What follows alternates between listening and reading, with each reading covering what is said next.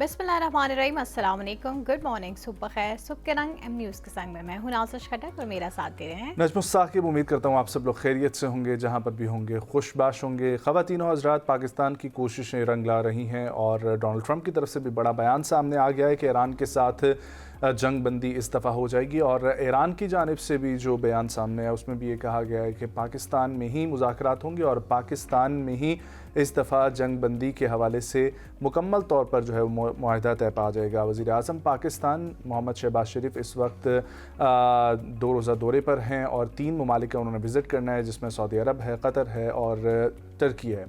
वज़ीर आज़म कल सऊदी अरब में मौजूद थे, मोहम्मद बिन सलमान से उनकी मुलाकात हुई है, उसके हवाले से भी हम आपको अपडेट करेंगे। और दूसरी जानिब field marshal chief of the defence forces Syed Asim Munir इस वक्त मौजूद हैं ईरान में, और ईरान में उनकी अब्बास सरागची जो थे उन्होंने उनका इस्तकबाल किया और वो वहाँ पर मौजूद हैं। एक तरफ वज़ीर आज़म मुख्तलिफ़ स्टेक होल्डर से मुलाकातें कर रहे हैं और दूसरी जानिब फील्ड मार्शल मुख्तलिफ़ स्टेक होल्डर से मुलाकातें कर रहे हैं। इस दफ़ा पूरी दुनिया के लिए उम्मीद की जा रही है कि अब जो मुज़ाकरात इस्लामाबाद में शुरू होंगे वो हतमी तौर पर जंग के इख्तिताम के हवाले से ही होंगे। We are hopeful for that, और तैयारियां भी शुरू हो चुकी है। अगला मरहला मुज़ाकरात का अनकरीब इस्लामाबाद में ही होगा। इस बार लास्ट टाइम ये ख़दशा किया जा रहा था, ये ध्यान रखा गया था कि शायद ईरान वाले ज़्यादा प्रिपेयर्ड होकर आए थे, लेकिन अमेरिका का जो वफ़द था वो इतना प्रिपेयर्ड होकर नहीं आया, जिसकी वजह से वो फाइनल डिसीजन नहीं ले पाए। बट इस बार ये तसव्वुर किया जा रहा है कि शायद अमेरिका भी फुली जो है वो तैयार होकर आएंगे, रेडी होकर आएँ, प्रिपेयर होकर आएंगे। और हम भी यही चाहते हैं, क्योंकि जंग बंदी का जो सीज़ फायर का जो दौरानिया था वो 2 हफ्ते का था और वो तकरीबन अब इख्तिताम के करीब भी है। सो ये अभी बावर कराया जा रहा है कि इस बार सीज़ फायर की तरफ, एक्सटेंशन की तरफ नहीं जाएंगे, बल्कि हतमी फैसला होगा। एग्जैक्टली जी। वाशिंगटन से हमारे पास खबर यह है कि अमेरिकी सदर डोनाल्ड ट्रंप ने कहा है कि ईरान के खिलाफ जारी जंग जल्द ख़त्म होने के करीब है और हालात तेज़ी से किसी मुआहदे की तरफ बढ़ रहे हैं। अमरीकी नशरियाती इदारे को जो उन्होंने इंटरव्यू दिया था उसमें कहा था कि मेरा ख्याल है कि जंग ख़त्म होने के बहुत करीब है, मैं इसे तकरीबन ख़त्म ही समझता हूँ। और ने इस बयान का एक क्लिप जो है वो अमरीकी मीडिया पर नशर किया गया, इसमें सदर ट्रंप ने मज़ीद कहा कि आने वाले दिनों में सूरत हाल मज़ीद वाज़िया हो जाएगी। ताहम उनके बकौल ईरान मुआहदा करने में शदीद दिलचस्पी रखता है और इसी तरीके से उनकी जानिब से ये कहना कि अब जंग मैं ख़त्म ही समझता हूँ, इट मीन्स के वो भी अब म्यूचुअली समझ चुके हैं कि कहाँ पर हमने मामला तय करने हैं। ज़ाहिरी बात है दूसरी तरफ स्टेक होल्डर ईरान है, ईरान भी अपनी तरफ से तैयारी करके हतमी फ़ैसला कर चुका है कि हमने कहाँ पर ख़त्म करना है। और मेरा ये ख़्याल है, मेरी ज़ाती ये राय है कि ऐसा हो भी सकता है और नहीं भी हो सकता कि जितनी भी शराइत थी ऑलरेडी वो तय पा चुकी होंगी पाकिस्तान के थ्रू। कल भी मैंने ये ख़बर सुनी कि ईरान का और अमरीका का रब्ता हुआ है पाकिस्तान के थ्रू और पाकिस्तान ने मैसेजेस एक्सचेंज किए हैं, विच मीन्स कि already they have decided on which points we are going to and this war. लेकिन उसके बावजूद इस्लामाबाद में आना, प्रॉपर्ली साइन करना, एक डॉक्यूमेंट जो है उसको दोनों फरीक़ैन ने जो है वो साइन करना है, वो अब मरहला रह चुका है। लेकिन अल्हम्दुलिल्लाह पाकिस्तान ने जो कोशिशें शुरू की थी वो अपने इख्तिताम की जानिब पहुँचने वाली हैं और अल्लाह ताला से दुआ है कि इस पूरे ख़ित्ते में अमन कायम रहे और इसी तरीके से ये सिलसिला आखिर तक पहुँचे। दूसरी खबर की तरफ बढ़ेंगे, जहाँ पर इस्लामाबाद में ईरान मुज़ाकरात का दूसरा राउंड और अमरीकी वफ़द की क़यादत कौन करेगा, ये भी खबरें जो है वो सामने आ गई।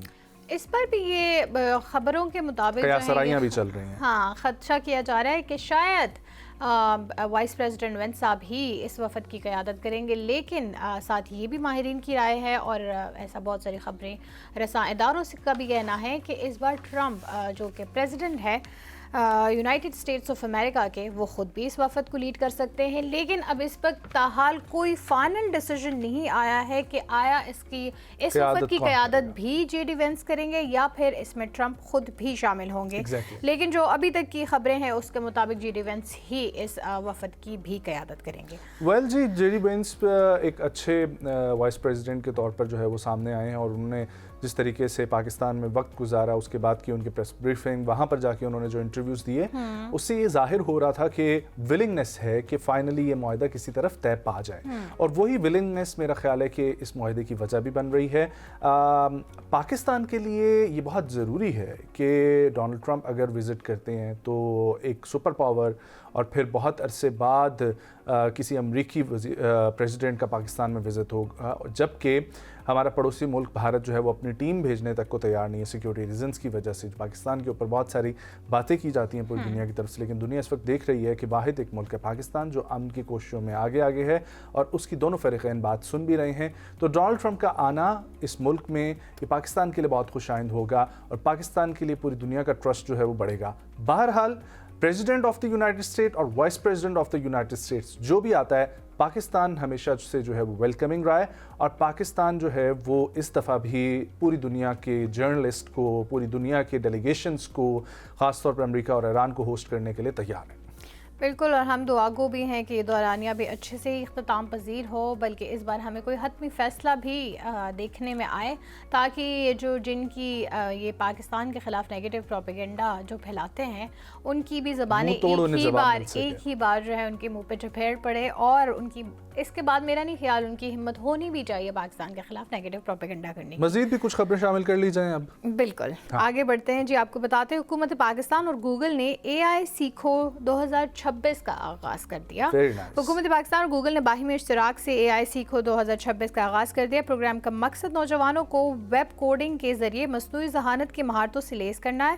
بین الاقوامی ڈیجیٹل معیشت کی جانب پاکستان کے سفر کو تیز کرنے کی غرض سے گوگل نے پاکستان کی وزارت انفارمیشن ٹیکنالوجی، ٹیلی کام، ٹیلینور اور انویسٹا کے ساتھ حکمت عملی پر مبنی اشتراک کیا ہے، جس میں اے آئی سیکھو 2026 پروگرام کا اعلان کیا ہے۔ وفاقی وزیر برائے آئی ٹی جو ہیں محترمہ شزا فاطمہ، وہ بھی پچھلی گورنمنٹ میں پی ڈی ایم کے دور میں بھی ہم نے ان کو دیکھا کہ وہ کام کر رہی تھیں، اور اس وقت بھی وہ کافی کوشاں ہیں کہ پاکستان میں ڈیجیٹل بوم آ سکے، اے آئی جو ہے اس کے پروڈکٹس یہاں پر ڈیولپ ہو سکیں، ہمارے بچے بھی انٹرنیشنل سٹینڈرڈز کے مطابق سکل سیٹ جو ہے وہ حاصل کر سکیں، اور اسی لیے انہوں نے یہ کہا ہے کہ ہماری آبادی کا 65% حصہ جو ہے وہ 35 سال سے کم عمر کے افراد پر مشتمل ہے۔ اس لیے ہم مصنوعی ذہانت کو ایک بنیادی ترجیح اس وقت کی قرار دیتے ہیں، تاکہ ہر نوجوان خواہ وہ ٹیکنالوجی کا ہو، ڈاکٹر ہو، وکیل ہو یا فنکار ہو، وہ عالمی منڈی میں مقابلہ کرنے کے لیے ضروری ڈیجیٹل مہارتیں حاصل کر سکیں۔ اور ان کی اس بات سے نو ڈاؤٹ یہ ہمیں پتہ چلتا ہے کہ آج آپ کسی بھی فیلڈ میں بیٹھے ہیں، if you are a businessman, اگر آپ فری لانسر ہیں، اگر آپ انجینئر ہیں، اگر آپ ایکٹر ہیں، اینکر ہیں، جرنلسٹ ہیں، کچھ بھی ہیں، سب اب اگر اے آئی کی مہارتیں حاصل کریں اور ڈیجیٹل سکل سیٹ اپنا مضبوط کریں تو آگے مزید ہمیں کام بھی ملے گا، اور ہم اپنا کام خود بھی سٹارٹ کر سکتے ہیں، ہم ہنٹ کر سکتے ہیں کام، اور اپنی سکل سیٹ کو انہانس کرنے سے ڈیفینیٹلی فائدہ ہی ہوتا ہے، نقصان تو نہیں ہوتا۔ بیسکلی آئی تھنک اس سے پہلے جو کچھ اگر سٹارٹ کرنا چاہتے تھے یا پھر اپنے کریئر میں ایکسیل کرنے کے لیے کوئی مہارت جو ہے لینا چاہتے ہوتے تھے، اس مقصد کے اصول کے لیے اس مقصد کے اصول کے لیے بہت سارے لوگ بہت سارے کنسلٹنٹس کو ہائر کرتے تھے، یا پھر مہنگی فیسیں دے کے کسی کنسلٹنٹ کے پاس جا کے مشورے لیتے تھے۔ سیٹ اپ بنانا ظاہر ہے مشکل کام ہوتا ہے، سو ایک سیٹ اپ کو سٹارٹ کرنے کے لیے صرف یہ نہیں کہ آپ کے پاس ایک آئیڈیا کی ضرورت ہوتی ہے، اس کو ایگزیکیوٹ کس طرح کرنا ہے، اس میں کون سے مراحل سے گزرنا پڑتا ہے، اور ان مراحل میں کیسے آپ نے جو ہے خود کو کامیاب کرنا ہے، یہ ساری اسٹریٹجیز اب آپ کو اے آئی کی مدد سے بالکل ایک کلک کے اصول پہ مل جاتی ہے۔ سو یہی ایک باہمی اشتراک جو حکومت پاکستان کا، میرے خیال سے یہ اگر ایک پروفیشنل وے میں اس کو حکومت کی جانب سے اس کا اعلان کیا گیا ہے کہ سیکھو 2026 ہونا چاہیے، سو یہ ہمیں بہت فائدہ دے سکتا ہے۔ وہ جو ہم خود سیکھنے کے مرحلے سے ابھی تک گزر رہے ہیں کہ اے آئی کا مثبت استعمال کیسے کرنا چاہیے، وہ اگر آپ کو ابھی ٹریننگ کے تھرو یا پھر ایک سیمینارز یا ویبینارز کے تھرو سکھایا جائے گا تو اس کا بہت اچھا سے استعمال ہو سکتا ہے، اور ہماری جو نوجوان نسل اس سے بہت مستفید ہو سکتی ہے۔ آگے بڑھتے ہیں۔ پاکستان کے اسٹاک ایکسچینج میں تیزی دیکھی گئی ہے۔ 100 انڈیکس اس وقت 1,70,000 کے پوائنٹس کے ساتھ کھڑا ہوا ہے، اور بدھ کے روز یعنی کہ کل جو دن گزرا اس کے بازار حصص کے مطابق کاروبار کا آغاز 4,698 پوائنٹس کی بڑی تیزی کے ساتھ دیکھا گیا، جس میں کے ایس سی 100 انڈیکس بڑھ کر 1,70,333 پوائنٹس کی سطح پر آ گیا۔ بعد ازاں سرمایہ کاروں کا اعتماد بڑھنے سے پی ایس ایکس میں تیزی کا رجحان دیکھنے میں آیا، اور مجموعی طور پر 4,918 پوائنٹس کی شاندار تیزی سے 100 انڈیکس 1,00,000 70,553 पॉइंट्स को छू गया। वाज़ेह है कि गुज़िश्ता रोज़ भी 100 इंडेक्स जो है वो बढ़ता गया और इस रोज़ यानी कि आज के दिन भी उम्मीद की जा रही है कि टुडे इज़ थर्सडे और थर्सडे में मार्केट जो है वो अच्छा रिकॉर्ड जो है वो सामने आएगी। ये होता है कि जब आपके मुल्क के अंदर लोगों का ट्रस्ट बढ़ रहा होता है, सेफ्टी मिल रही होती है, इन्वेस्टर्स इंगेज हो रहे होती हैं, तो आपकी स्टॉक एक्सचेंज भी अच्छा परफॉर्म करती है और उनकी वजह से आपकी ओवरऑल इकोनॉमी पे बड़ा जो है ना वो इम्पैक्ट पड़ता है, इसका पॉजिटिव इम्पैक्ट। और ये सब कुछ तभी मुमकिन होता है जब मुल्क में पॉलिटिकल स्टेबिलिटी हो, अमन व अमान की सूरत हाल कायम हो और सब आपस में एक ही पेज पे मुत्तफिक हों। और आजकल हम वही देख रहे हैं पाकिस्तान में कि कोई हमें पॉलिटिकल जो है वो राइवलरी उस तरीके से नजर नहीं आ रही। वी हैव सीन दैट कि लास्ट टाइम जो पीटीआई ने जलसा अनाउंस किया था 9 अप्रैल का, वो उन्होंने जो खबर एट द एंड शेयर की कि इमरान खान साहब के कहने पर ये सारा सिलसिला जो है ख़त्म कर दिया गया ताकि पाकिस्तान में इस वक्त डेलीगेशन मौजूद है। और उन्होंने फिर इस बात को भी बताया कि पाकिस्तान बहुत जो है वो सपोर्ट करता है अमन की कोशिशों को। तो ये खुशाइन बात है कि तमाम तर पॉलिटिकल स्टेक होल्डर्स, हमारी इस्टेब्लिशमेंट, हमारी अस्करी और सियासी दोनों क़यादतें इस वक्त एक पेज पर हैं और ये बहुत ज़रूरी होता है किसी भी मुल्क की बका के लिए, उसकी तरक्की के लिए, कि वहाँ की आर्म फोर्सेस, मिलिट्री फोर्सेस, वहाँ की जो हुकूमत वक्त होती है वो, और फिर तमाम स्टेक होल्डर्स, तमाम पार्टी क़यादत जो हैं वो एक ही पेज पे हो और वो सब मुत्तफिक हो कि एक ही मकसद उनका होता है और वो है अपने मुल्क की का दिफा करना, मुल्क को तरक्की की राह पे गामज़न करना। और इस वक्त हम अपने मुल्क में वही सिचुएशन देख रहे हैं। आगे बढ़ते हैं और जिक्र करते हैं जी हमारे मुल्क में जहाँ पर हमारी हुकूमत अच्छी कोशिशें कर रही है, वहीं पर शहरी काफ़ी अजियत में भी मुब्तला हैं हुकूमत की कुछ पॉलिसीज़ की वजह से। और वो पॉलिसीज़ इस वक्त एनर्जी क्राइसिस जो फेस करना पड़ा है पूरी दुनिया को, उसमें पाकिस्तान भी शामिल है।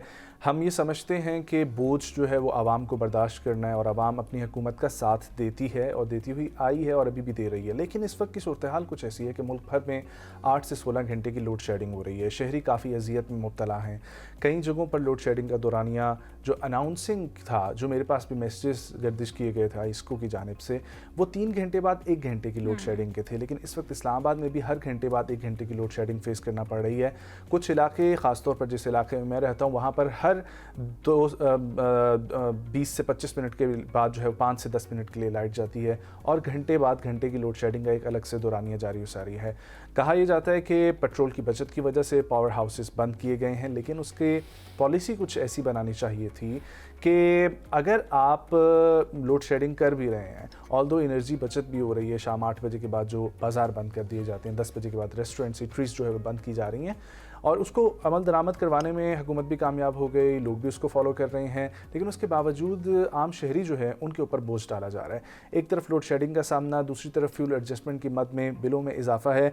अब तक की सूरत हाल कुछ ऐसी है कि बिजली का शॉर्टफॉल जो है वो तकरीबन 6500 मेगावाट तक जा पहुँचा है। इस वक्त मुल्क में मजमूई पैदावार 15,400 मेगावाट की है, जबकि तलब जो है वो 22,000 मेगावाट्स की है।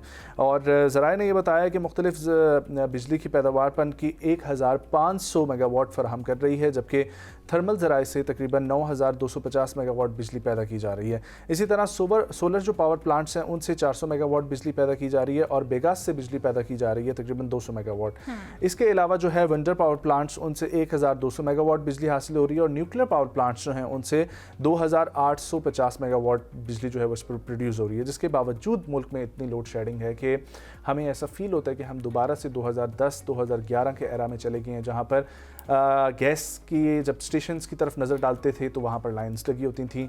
पेट्रोल जो है वो महंगा उस वक्त भी लगता था, महसूस होता था। आज हमारी इकॉनमी ने जो है वो ग्रो नहीं किया, आज फिर पेट्रोल उसी तरीके से हमें महंगा मिलता है और बिजली जो है उसकी लोड शेडिंग की वजह से लोग शदीद जो है मुश्किलात का सामना कर रहे हैं और गर्मियों में बिजली के साथ साथ गैस की लोड शेडिंग का भी लोगों को सामना करना पड़ रहा है। और ये लोड शेडिंग सिर्फ ये नहीं है कि हम आम आदमी जो घर पे बैठा हुआ है वो इससे परेशान हो रहा है, बल्कि इसका हमारी मईशत पे भी डायरेक्ट और बहुत बड़ा असर पड़ता है, क्योंकि बहुत सारे फ्रीलांसर्स घरों से बैठ के काम करते हैं। अगर बिजली होगी नहीं तो काम कैसे होगा? और इसी तरह बहुत सारी चीज़ें जो बिजली से चलती हैं, जिनका रोज़गार ही बिजली के थ्रू होता है। वो अब ऑफिसेज़ की बात कर लें तो ऑफिसेज़ भी चलते हैं, हमारे सामने जो कैमरे लगे हुए हैं वो भी तभी चल सकते हैं, राइट? तो अगर ये सारी चीज़ें जो हैं वो नहीं होंगी और बिजली की मदद से ही चलती है, सो लोगों के कारोबार बहुत इफेक्ट होंगे और कारोबार नहीं होगा तो मुल्क की मईशत कैसे मजबूत होगी? एग्जैक्टली। आगे बढ़ते हैं जी, आपको बताते हैं फिलिपाइनी सदर ने सेहत से ये मुतल्लिक बड़ी दिलचस्प अफवाहों खबर है। पर प्रेस कॉन्फ्रेंस में जंपिंग जैक्स लगा दिए। बहुत सारे जो हैं इदारों का ये कहना था कि शायद उनकी सेहत जो है वो बिगड़ रही है। बहुत सारे लोगों ने तो उनको मफलूज करार दे दिया था। इससे कबल ये भी कयास आराइयाँ थी कि शायद वो वफ़ात पा चुके हैं। बहरहाल उन्होंने अपनी सेहत के मुतालिक गर्दिश करने वाली अफवाहों की तदीद करते हुए सहाफ़ियों के सामने जंपिंग जैक्स लगा दिए।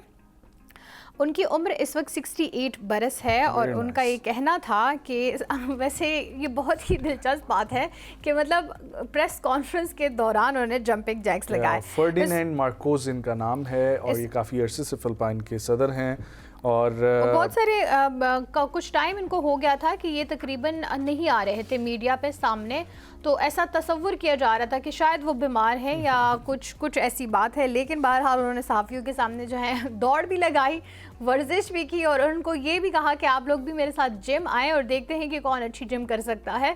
सो आप लोग ये झूठी खबरें फैलाना बंद करें और हक़ाइक़ पर मबनी जो है इन्फॉर्मेशन आवाम तक पहुँचाएँ। एग्जैक्टली जी, आपको ये मसला होता है अक्सर पाकिस्तानी जर्नलिस्ट को कि पाकिस्तान में सेंसरशिप है, लेकिन आइए आपको सेंसरशिप की एक कहानी बताते हैं गल्फ कंट्रीज से, जहां पर अमरीकी तैयारे की वीडियो पोस्ट करना एक सहाफ़ी को महंगा पड़ बहुत गया। महंगा हुआ पड़ गया। कुछ यूं कि कुवैत में अमरीकी लड़ाका तैयारा गिरा था, जिसकी वीडियो सोशल मीडिया पर वहां के एक मकामी सहाफ़ी ने शेयर की थी, जिनका नाम है अहमद शहाब। उनको पुलिस ने गिरफ्तार कर लिया और तकरीबन 6 हफ्ते पहले उन्होंने ये कुवैत में आने वाले वाक़े की वीडियो शेयर की थी। अमरीकी नशरियाती इदारा है जी जिसकी रिपोर्ट है, उसके मुताबिक ये वीडियो एक ऐसे अमरीकी लड़ाका तैयारे से मुतालिक थी जो मुबैना तौर पर तबाह हुआ था। वीडियो के मंजर आम आने के बाद हुकाम ने इस मामले की तहकीकात शुरू की, जिसके नतीजे में सहाफ़ी को हिरासत में लिया गया। दूसरी जानिब सहाफ़ियों के हकूक़ के लिए काम करने वाली आलमी तंजीमें इस वक्त इस इक़दाम पर शदीद तशवीश का इजहार कर रही हैं। तंजीम के मुताबिक अहमद शहाब पर झूठी खबर फैलाने और कौमी सलामती को नुकसान पहुंचाने जैसे इल्ज़ामात जो हैं वो आयद किए गए हैं। CPG ने कहा है कि अपने बयान में इस नौइयत के इल्ज़ामात अक्सर मुबहम और वसी होते हैं, जिन्हें आज़ादाना सहाफ़त करने वाले अफराद को दबाने या खामोश करने के लिए इस्तेमाल किया जाता है। तंजीम ने मुतालबा किया कि सहाफ़ियों को पेशा वाराना फ़राइज़ सर अंजाम देने की मुकम्मल आज़ादी हासिल होनी चाहिए। माहिरीन के मुताबिक ये वाक़या ख़ित्ते में इजहार राय की आज़ादी और सहाफ़ती हुकूक के हवाले से एक अहम बहस को जन्म देता है, ख़ास तौर पर जब ऐसे वक्त में जब सोशल मीडिया की मालूमात तेज़ रफ्तार होती हैं और लोगों तक पहुँच सकती हैं। इस पर मुख्तलिफ़ लोगों की मुख्तलिफ़ राय है, but what I believe personally और तमाम तर जर्नलिस्ट की भी यही राय होगी कि जर्नलिस्ट चाहे पाकिस्तान का हो, चाहे वो कुवैत का हो, चाहे अमेरिका का हो, वो किसी भी दुनिया के मुल्क से ताल्लुक़ रखने वाला जर्नलिस्ट हो, वो अगर कोई ख़बर फैलाता है उसमें उसका अपना पर्सनल एजेंडा क्या हो सकता है, ये बिल्कुल जो हुकाम होते हैं उनको देखना चाहिए। और अगर ये साबित भी हो जाए कि उस शख्स का कोई हिडन एजेंडा था और वो वाकई में नुकसानदेह है, तो फिर आप उसके ऊपर कार्रवाई करें।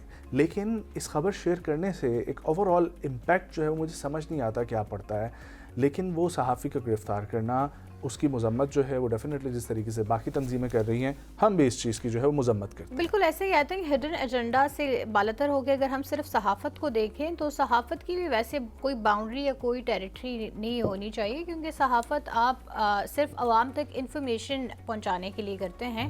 लेकिन इस चीज़ का ख्याल हमें भी रखना चाहिए सहाफ़ी होने की वजह से कि आपका काम सिर्फ इंफॉर्मेशन नहीं पहुँचाना है, आप उस इंफॉर्मेशन की जाँच पड़ताल करना आपका पूरा फ़र्ज़ बनता है और उसके बाद वो फैक्टफुल इंफॉर्मेशन आप आवाम तक पहुंचाएं। क्योंकि हम सहाफ़त का मतलब सिर्फ ये नहीं है कि आपने फेमस होना है, आपने वायरल होना है, आपने फैक्टफुल इंफॉर्मेशन आवाम तक पहुंचानी है, उनमें सिर्फ chaos नहीं क्रिएट करना, बल्कि सहाफ़ी का काम ये भी होता है कि जब जंग की सिचुएशन सपोज आती है तो आवाम को जुड़े रखना, उनकी मोटिवेट करना, उनको यकजा करना, ये भी एक सहाफ़ी का ही काम होता है।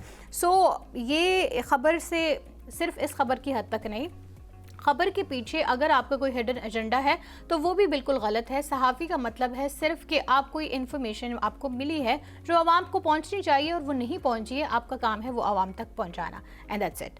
आगे बढ़ते हैं जी और आपको बताते हैं कराची में रहना ऐसे है जैसे पेरिस में रहना। किनका कहना हो सकता है? शर्मिला फारूकी का बयान सामने आया है जिनमें उनका कहना है कि जी कराची में रहना ऐसे है जैसे पेरिस में रहना। पाकिस्तान पीपल्स पार्टी की रहनुमा शर्मिला फारूकी ने कराची से मुतल्लिक एक दिलचस्प तबसरा किया اور سوشل میڈیا پر کافی توجہ کا مرکز بھی بنا ہے. ایک نجی ٹی وی پروگرام میں شرکت کے دوران شرمیلا نے شہر قائد کا موازنہ براہ راست پیرس سے کر ڈالا، جس پر محفل میں موجود افراد بھی مسکرا اٹھے. پروگرام کے ایک ہلکے پھلکے سیگمنٹ میں میزبان نے ان سے جملہ مکمل کرنے کو کہا. کراچی میں رہنا ایسے ہے جیسے ان کا کہنا تھا پیرس میں رہنا، جس کے بعد شرمیلا فاروقی نے جواب دیا کہ کراچی میں رہنا ایسے ہے. ان کے اس غیر متوقع جواب پر وہاں موجود مہمانوں نے تالیاں بجا کر رد عمل دیا اور ماحول خوشگوار ہو گیا. لیکن ویسے یہ دلچسپ بات جو ہے، آپ کو کیا لگتا ہے، کیا ایسے ہی ہے کراچی میں رہنا؟ میری پروڈیوسر اس سے بالکل متفق ہوں گے کہ ہاں کراچی میں رہنا ایسے ہے جیسے I have never been to Paris، لیکن میں پیرس نہیں گیا ہوا. شرمیلا فاروقی صاحبہ ڈیفینیٹلی گئی ہوں گی. وہ بتا رہی ہیں تو ہمیں بلیو کرنا چاہیے، کیونکہ میں کراچی گیا ہوں تو وہاں پر کراچی کو بھی روشنیوں کا شہر کہا جاتا ہے. ویسے پیرس کے بارے میں بھی اٹ از ویری فیمس. سنیں، وہاں پر ٹوٹی ہوئی سڑکیں ہیں تو آئی بلیو پیرس میں بھی ہوں گی. لائٹ کے بہت مسائل ہیں، پاورٹی کے بہت مسائل ہیں، گندگی بہت زیادہ ہے، نالے بہت کھلے ہوئے ہیں، یہ سب پیرس میں بھی ہوگا. اکثر وہاں پر بچے جو ہے وہ گر جاتے ہیں، وہاں پر فائر بریگیڈ کا عملہ پورا نہیں ہے. یہ سب چیزیں پیرس میں بھی موجود ہوں گی. تو جب میں پیرس جاؤں گا تب موازنہ کر سکوں گا. لیکن شرمیلا فاروقی صاحبہ کہہ رہی ہیں تو میں مانتا ہوں. ہاں آئی ایم شیور کہ ویسے بھی جہاں پہ انسان کی نسبت ہوتی ہے، جہاں پہ انسان رہتا ہے، جیسے کہ میں پشاور ہمیشہ سے دہشت گردی کے اس میں رہا ہے، لیکن میں پھر بھی پشاور کو آئی تھنک ہر شہر پہ ترجیح اس لیے دینا چاہوں گی کہ شاید میری برتھ پلیس ہے، شاید میں وہاں پلی بڑی ہوں، میرا بچپن وہاں گزرا ہے. سو وہاں کی کچی گلیاں بھی وہ کیا کہتے ہیں، وہ ایک گانا بھی ہے، سڑے پندے کچیاں سڑکاں تے میں موٹر وے قربان کرا.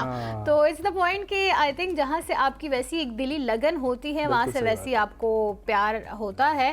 اور ہم بھی اکثر یہ کہہ دیتے ہوتے ہیں ہمارا ملک سوئٹزرلینڈ سے بھی زیادہ خوبصورت ہے.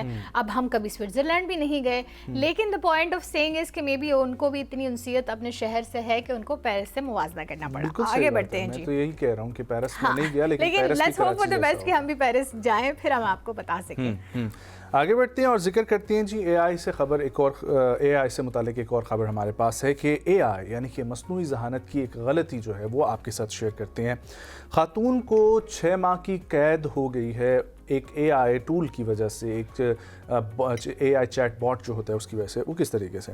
امریکہ میں چہرہ پہچاننے والے ایک اے آئی سافٹ ویئر ہے جس کی غلطی کی وجہ سے خاتون کو بینک فراڈ کیس میں 6 مہینے کی جیل جو ہے وہ گزارنی پڑی ہے. اور تقریباً کہا یہ جا رہا ہے کہ گزشتہ برس جولائی میں اس وقت ان کو گرفتار کیا گیا تھا جب نارتھ ڈیکوٹا میں پولیس نے مصنوعی ذہانت کا آلہ استعمال کرتے ہوئے بینک سرویلنس ویڈیو میں اس خاتون کے طور پر شناخت کیا تھا جس نے جعلی ملٹری کارڈ جو ہے وہ رکھا ہوا تھا. اب ہزاروں ڈالر جو ہے وہ نکلوائے تھے. ایک خاتون تھی، انہوں نے فراڈ کیا تھا، لیکن پولیس کا جو ہے وہ ایک ڈیکوٹا کی اے آئی نے سامنے آنے والی تصویر کی جو مدد سے ایک خاتون کو گرفتار کیا جن کا میڈیا اکاؤنٹس اور ڈرائیور لائسنس فوٹو جو ہے وہ تصدیق کی تھی اے آئی نے. تاہم ذاتی طور پر ان کی شناخت نہیں کی جا سکی تھی. مقامی رپورٹس کے مطابق نارتھ ڈیکوٹا کے افسران نے خاتون سے اس وقت ملاقات کی جب وہ ایک جگہ پر موجود تھیں اور ایک کاؤنٹی جیل میں 108 دن گزار چکی تھیں. بعد ازاں جب ان کے بینک کارڈ ریکارڈ سے یہ معلوم ہوا کہ جس وقت یہ بینک فراڈ کیے جا رہے تھے تب وہ 1900 کلومیٹر سے زیادہ فاصلے پر تھیں، جس کے بعد ان کا کیس کرسمس کے موقع پر جو ہے وہ ختم کیا گیا اور اس کی رپورٹ ابھی سامنے آئی تھی جو ہم آپ کے ساتھ شیئر کر رہے ہیں. So you can see that کہ ایک عام لوگوں سے تو ایسی غلطیاں ہوتی ہیں، ٹھیک ہے، لیکن ان کو مہارت نہیں اس طریقے سے حاصل ہوتی. لیکن ایک ایجنسی سے، ایک پولیس حکام سے ایسی غلطی ہونا یہ تو اس ادارے کے لیے بڑی شرمناک بات ہے اور ان آفیسرز کے خلاف بھی ڈیفینیٹلی چارج لگانا چاہیے. اور کیا پتہ لگایا بھی گیا ہو، اس کے مزید آگے جو ہے وہ ڈیٹیلز نہیں تھیں اس خبر میں. لیکن نازش اس سے یہ ہمیں معلوم ہوتا ہے کہ کہیں پر بھی اگر آپ پرسنل طور پر یوز کر رہے ہیں تو بالکل منوان خبر کو جو ہے وہ تسلیم نہ کریں. آپ کے ساتھ جو شیئر کیا جا رہا ہے اے آئی کے تھرو اس کو نہ مانیں. اور اگر آپ کوئی سرکاری افسر ہیں یا آپ کوئی ایسی جگہ پر بیٹھے ہیں کہ آپ کے اوپر ذمہ داری ہے اور پھر بھی آپ اے آئی ٹول کا استعمال کر کے اسی کے ڈیسیژن میکنگ پروسیس جو ہے اس پر بلیو کرتے ہیں اور ری چیک نہیں کرتے تو پھر جو ہے وہ آپ کے اوپر جو ہے نا ڈیفینیٹلی کوئی نہ کوئی چارج لگ سکتا ہے اور یہ بہت غلط بات ہے. بالکل. اور ہر بار ہم یہی بات کرتے ہیں جب بھی ہم اے آئی کی بات کرتے ہیں یا کوئی بھی آئی تھنک انفارمیشن کی بات کرتے ہیں، بغیر بغیر تصدیق کی کوئی بھی بات مان نہیں لینی چاہیے یا اس کو مزید آگے سپریڈ نہیں کرنا چاہیے، بلکہ آپ کو ریسرچ کرنی چاہیے، تبھی آپ اس کی فیکٹس کو جو ہیں جاننے کے بعد آگے اس انفارمیشن کو سپریڈ کر سکتے ہیں، اور یہی ایک مؤثر طریقہ بھی ہوتا ہے۔ ہماری نیوز سیگمنٹ کا ٹائم ختم ہوتا ہے، چھوٹی سی بریک لیں گے، بریک سے واپس آئیں گے، کہیں جائیے گا مت، ہمارے ساتھ رہیے۔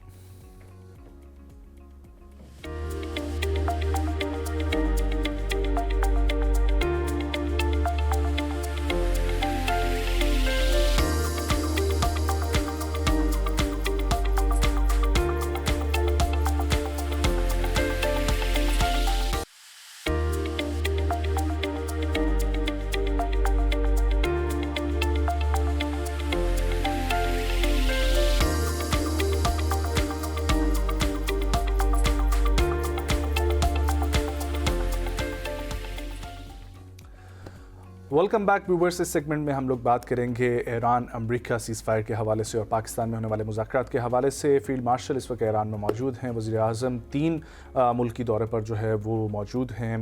سعودی عرب میں کل تک موجود تھے، اب ان کی فلائی ہو گئی ہے یا نہیں ہوئی، لیکن اسی اوپر بات کریں گے۔ پاکستان میں مذاکرات شروع ہوں گے، امریکہ بھی یہی چاہ رہا ہے، ایران بھی یہی چاہ رہا ہے، پاکستان کی کوششیں رنگ لا رہی ہیں۔ ہمارے ساتھ آئی ایکسپرٹ ڈاکٹر سعید الزماں تھرو ویڈیو لنک ہمیں جوائن کر رہے ہیں۔ السلام علیکم ڈاکٹر صاحب، thank you so much for joining. Doctor صاحب یہ فرمائیے گا کہ یہ جو سارا سلسلہ چل رہا ہے، اب فائنلی یہ سمجھا جا رہا ہے کہ آلریڈی پاکستان جو کوششیں کر رہا تھا اس میں کل بھی کافی میسیجز کا ایکسچینج ہوا، ایران سے امریکہ، امریکہ سے ایران، تو آلریڈی معاہدہ طے پا چکا ہے۔ بس پاکستان میں سائننگ کے پروسیس کے لیے جو ہے یہ لوگ دوبارہ سے بیٹھیں گے، اور دونوں ممالک یہ بول رہے ہیں کہ اب حتمی جنگ بندی کے لیے ہی ہم پاکستان میں جمع ہوں گے۔ آپ کو کیا امید ہے کہ اس دفعہ معاملات طے پا جائیں گے؟ کوئی خدا نخواستہ جس طریقے سے لاسٹ ٹائم اسرائیل کی طرف سے لبنان پر حملہ کیا گیا تھا، کوئی اور اس طریقے سے ایکٹیویٹی اگر سامنے آ جاتی ہے تو پھر کیا ہوگا؟ لیکن اوور آل سچویشن کے مطابق آپ کو کیا لگتا ہے اسلام آباد میں ڈائلاگس میں اس دفعہ کیا دیکھنے کو ملے گا؟ بہت شکریہ مدعو کرنے کے لیے۔ دیکھیے، جو تباہی اور بربادی مشرق وسطیٰ نے دیکھی 28 فروری 2026 جب یہ جنگ شروع ہوئی تو امریکہ اور اسرائیل کی طرف سے جناب اٹیک کیا گیا ایران پہ، اور وہ سلسلہ چلا اور 10,000 کے قریب اسٹرائکس کی گئیں، ٹارگٹس کو ہٹ کیا گیا ایران میں۔ دوسری طرف ایران نے نہ صرف اسرائیل کے میں ٹارگٹ کو ہٹس کیا بلکہ امریکن ملٹری انسٹالیشنز جو کہ گلف کنٹریز میں موجود تھی، جس میں سعودی عربیہ، قطر، بحرین، یو اے، یہ تمام کنٹریز شامل تھی، ان کو ہٹ کیا۔ اب ہم سمجھنے کی کوشش کرتے ہیں کہ تناؤ کس لیول کا تھا۔ تباہی تھی، بربادی تھی، کیاؤس تھا، ڈسٹرکشن تھی، کسی کو امید نہیں تھی۔ یہ وہ ٹائم تھا جب کچھ میڈیٹرز ابھرے اور اس ڈیویژن میں، اس تناؤ میں، اس تباہی میں، اس بربادی میں وہ امید کی کرن تھے۔ وہ امید کی کرن جناب کون تھے؟ پاکستان، ایجپٹ، ترکی اور عمان، اور ساتھ میں بعد میں چائنا بھی شامل ہوئے۔ اور ان میڈیٹرز نے سیز فائر ڈیل کروائی جناب امریکہ اور ایران میں، جو کہ یقیناً اس وقت کرائی گئی جب جنگ عظیم سوئم ہونے کا خطرہ تھا، جب نیوکلیئر ویپن یوز ہونے کا خطرہ تھا، جب ایرانین سویلائزیشن کے خاتمے کی باتیں ہو رہی تھی، جب بلینز آف ڈالرز کا نقصان انٹرنیشنل پولیٹیکل اکانومی کو ہو چکا تھا اور اب بھی ہو رہا ہے۔ دنیا گلوبل ریسیشن کی طرف بڑھ رہی ہے۔ یہ وہ ٹائم تھا جب پاکستان نے لیڈنگ رول پلے کر کے جناب نہ صرف سیز فائر ڈیل کرائی بلکہ اسلام آباد ٹاکس کروائی۔ وہ ٹاکس جی کنٹینیو کیجیے گا پلیز۔ جی وہ ٹاکس جو کہ 47 سال میں پہلی مرتبہ آپ دیکھیے امریکہ اور ایران کی لیڈرشپ آمنے سامنے بیٹھی۔ پاکستان نے وہ ڈپلومیٹک انوائرمنٹ، وہ سفارتی انوائرمنٹ پرووائڈ کیا جس میں عزموں کے دشمن نہ صرف بیٹھے بلکہ نجم، میں آپ کی بات کی طرف آنا چاہوں گا، میں آپ سے ایگری کرتا ہوں، معاملات طے پا چکے ہیں تھینکس ٹو اسلام آباد ٹاکس۔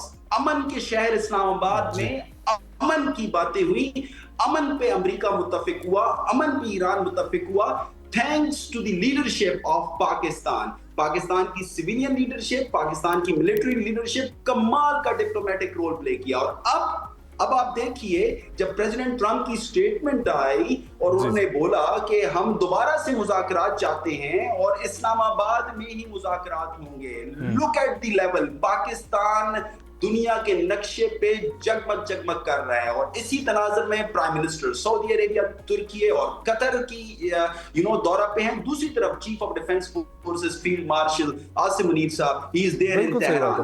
سو ڈاکٹر صاحب فرمائیے گا کہ اس وقت جو ساری ڈیولپمنٹس ہو رہی ہیں اس کے بعد اب اسٹریٹ آف ہارموز جو ہے اس کی کیا جو ہے وہ آپ کے مطابق کیا ڈیل اس پہ بن سکتی ہے, اور دوسری طرف یہ کہ جو نیوکلیئر ویپن کی بات کی جا رہی ہے ایران کی, اس کے اوپر کیا ڈیل لاک ہوئی ہوگی آپ کے اندازے کے مطابق, آپ کے تجزیے کے مطابق کیا چیزیں جو ہے وہ فائنلائز ہوئی ہوں گی جو سامنے آئیں گی؟ دیکھیے, چاہے ایرانین نیوکلیئر پروگرام ہو, چاہے اسٹریٹ آف ہارموز کا معاملہ ہو, یا وہ کاسٹ جو which was inflict upon Iran, I mean to say thousands of strikes ہوئی ہو, تو سوچئے ایران میں کیا کچھ ہوا ہوگا. اور آپ دیکھیے کہ جو ایک طرف اکنامک کاسٹ ایران نے برداشت کی, دوسری طرف سینکشنز ہیں جناب, دہائیوں سے ایران کے اوپر سینکشنز ہیں, اور بلینز آف ڈالرز فریز پڑے ہوئے ہیں جناب مغربی بینکس میں ایران کے. سو میں جو اسٹیبلش کرنا چاہ رہا ہوں, ہر معاملہ نازک ہے, ہر معاملہ نازک ہے.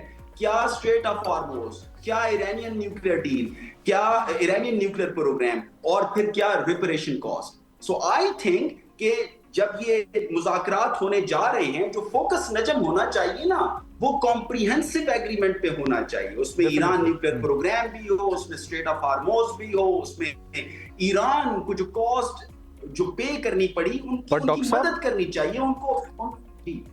پر ڈاکٹر صاحب بہت سارے ہمارے ساتھ ڈیلی ہم لوگ اس ٹاپک کو ڈسکس کرتے ہیں, اور ڈیلی ہمارا یہ سوال ہوتا ہے کیونکہ مختلف رائے اس پر پائی جاتی ہیں.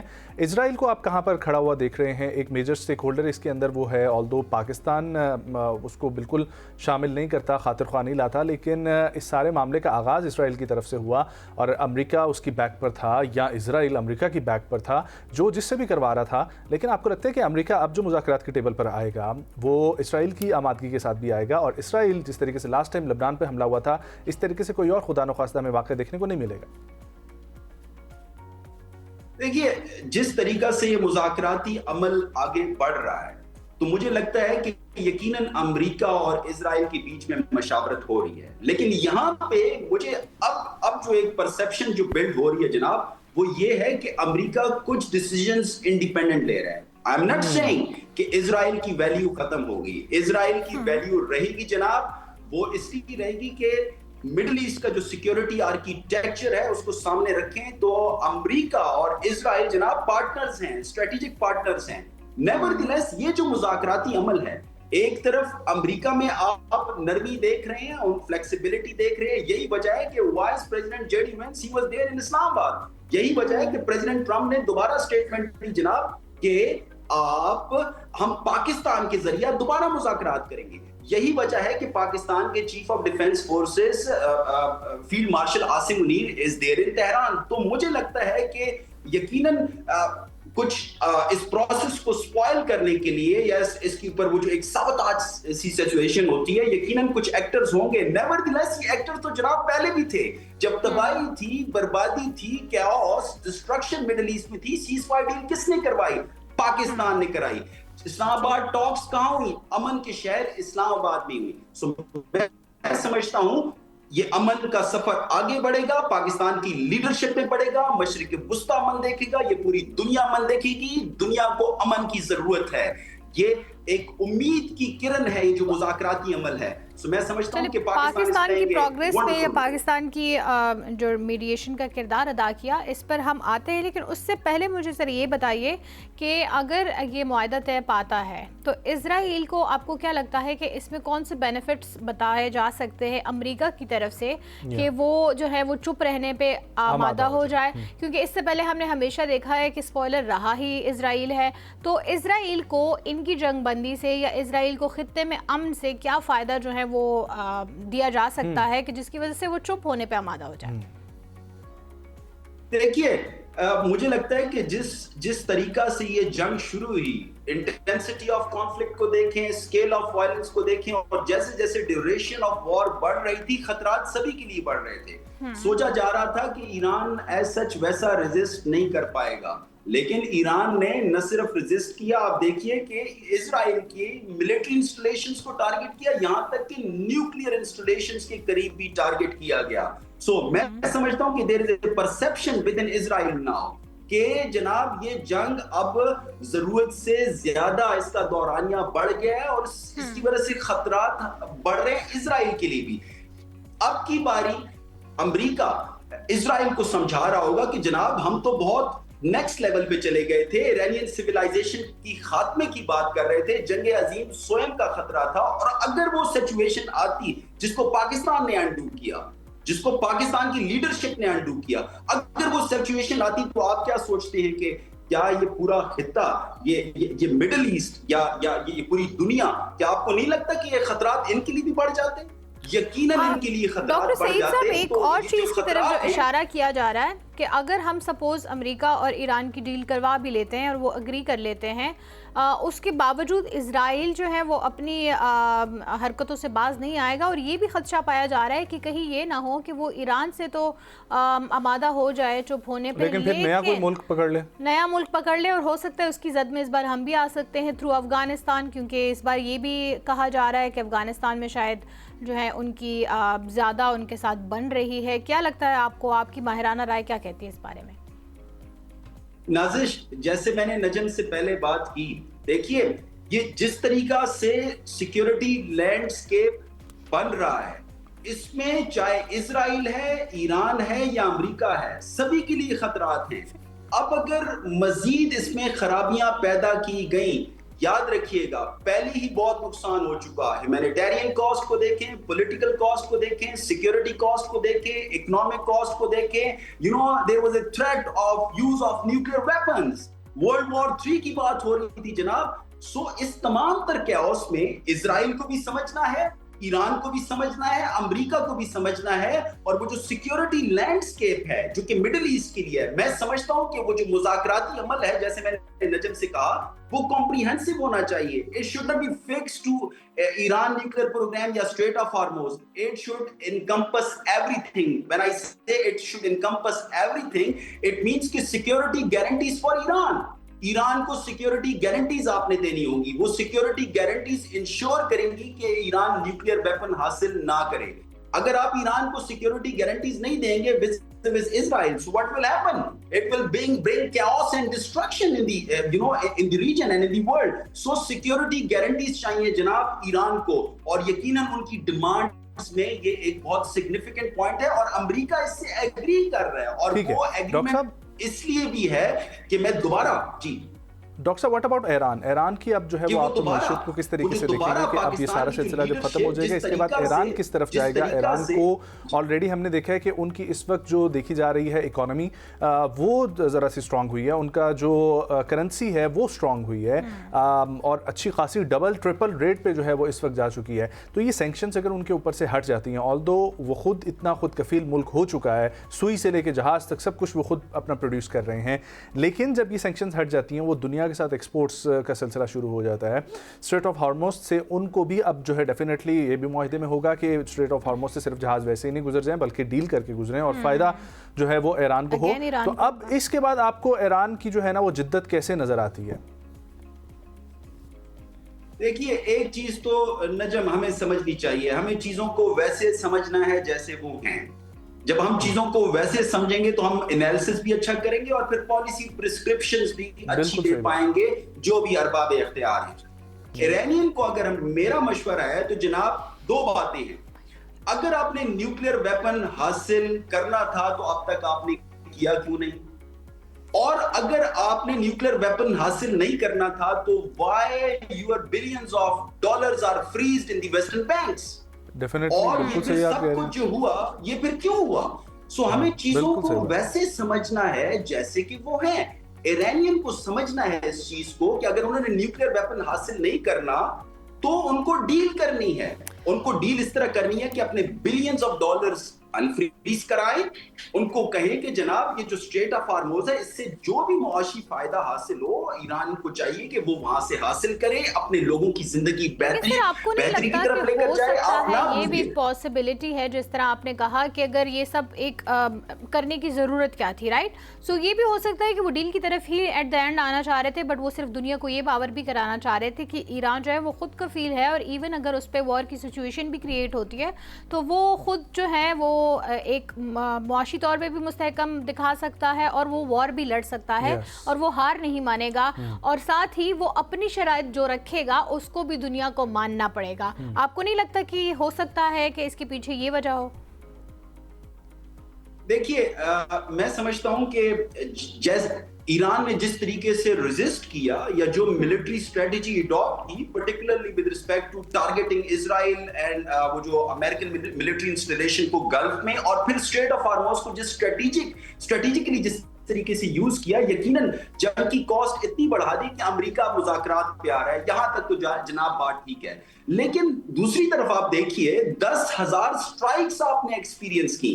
आप देखिए कि ईरान में बहुत तबाही मच चुकी है, बिलियंस ऑफ डॉलर्स की कॉस्ट आई है। सो क्या ये कॉस्ट जरूरी थी? लेकिन सर ये कॉस्ट सिर्फ ईरान पे तो नहीं आई ना, हर मुल्क तकरीबन जो है वो इसी की वजह से नुकसान उठा रहा है। इवन हमें देख लें, हम भी उसी की वजह से, पेट्रोल की प्राइसेस हाई होने की वजह से पाकिस्तान में लोड शेडिंग का दौरानिया भी कितना ज़्यादा हमें देखने को मिल रहा है। तो इससे सिर्फ इफेक्ट ईरान तो नहीं हुआ, पूरे खित्ता ही इफेक्ट हुआ है। सो हो सकता है कि ईरान, क्या आपको लगता है ऐसा कि ईरान दूसरों को ये बताने के लिए कि अगर मेरे पे आएगा तो फिर सब ही इस नाव में जो है वो डूब जाएंगे, और तकरीबन यही हो रहा है इस वक्त। हर मुल्क की हमें जो इकोनॉमी है वो कमज़ोर होती हुई दिखाई दे रही है, और ईरान जो है वो मज़ीद अपने आप को पावरफुल भी शो करा रहा है, और जो कि है भी।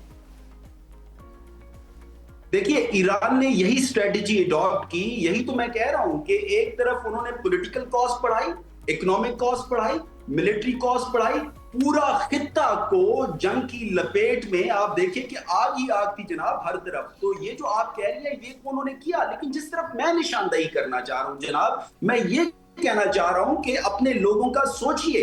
आप जीत गए, चले मान लिया कि आप जीत गए, लेकिन इन्फ्लेशन, इकोनॉमिक इंस्टेबिलिटी जो कि ईरान में जो मौजूद है, वो basically it is one of the threats to Iranians power.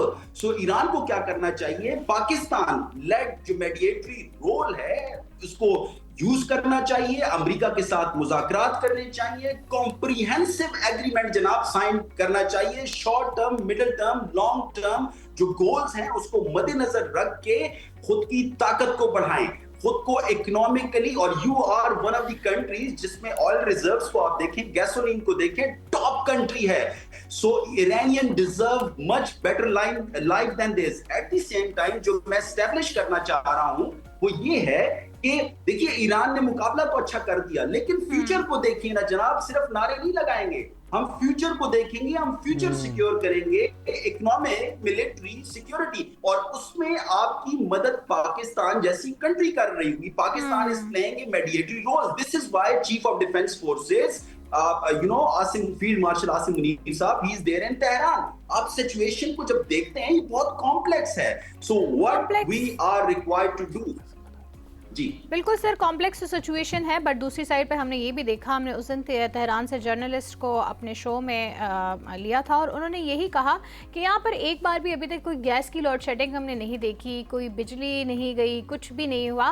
तो बेशक हम पर हमले हो रहे हैं जो जिसकी हम सब मजम्मत करते हैं, और उसकी वैसे सारी दुनिया ही मजम्मत करता है, इंसानी जानी नुकसान उनको ज़रूर हुआ है, लेकिन साथ ही उनका अपनी हुकूमत पर उसी तरह भरोसा भी कायम है, और उनकी हुकूमत ने उनको लेट डाउन नहीं किया। तो मेरे ख्याल से उनकी हुकूमत से अगर उनकी अवाम खुश हैं तो डिप्लोमेटिकली चाहे ईरान जैसे भी जो है उन्होंने ये डील की तरफ आगे बढ़े हैं, वो एक तरफ से विन विन की सिचुएशन में ही हमें नज़र आ रहा है।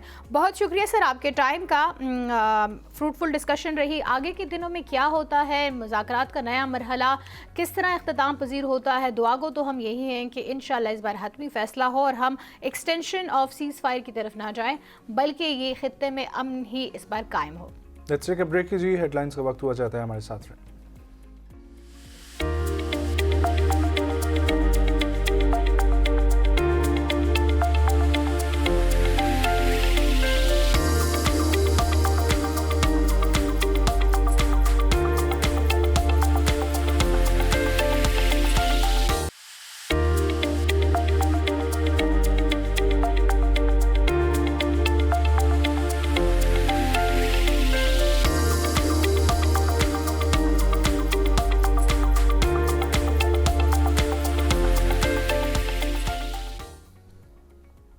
वेलकम बैक नाजरीन। इस सेगमेंट में हम बात करेंगे जिसके बारे में हम बात करते हुए बहुत कम ही दिखाई देते हैं या सुनने में तो बहुत कम ही नज़र आता है।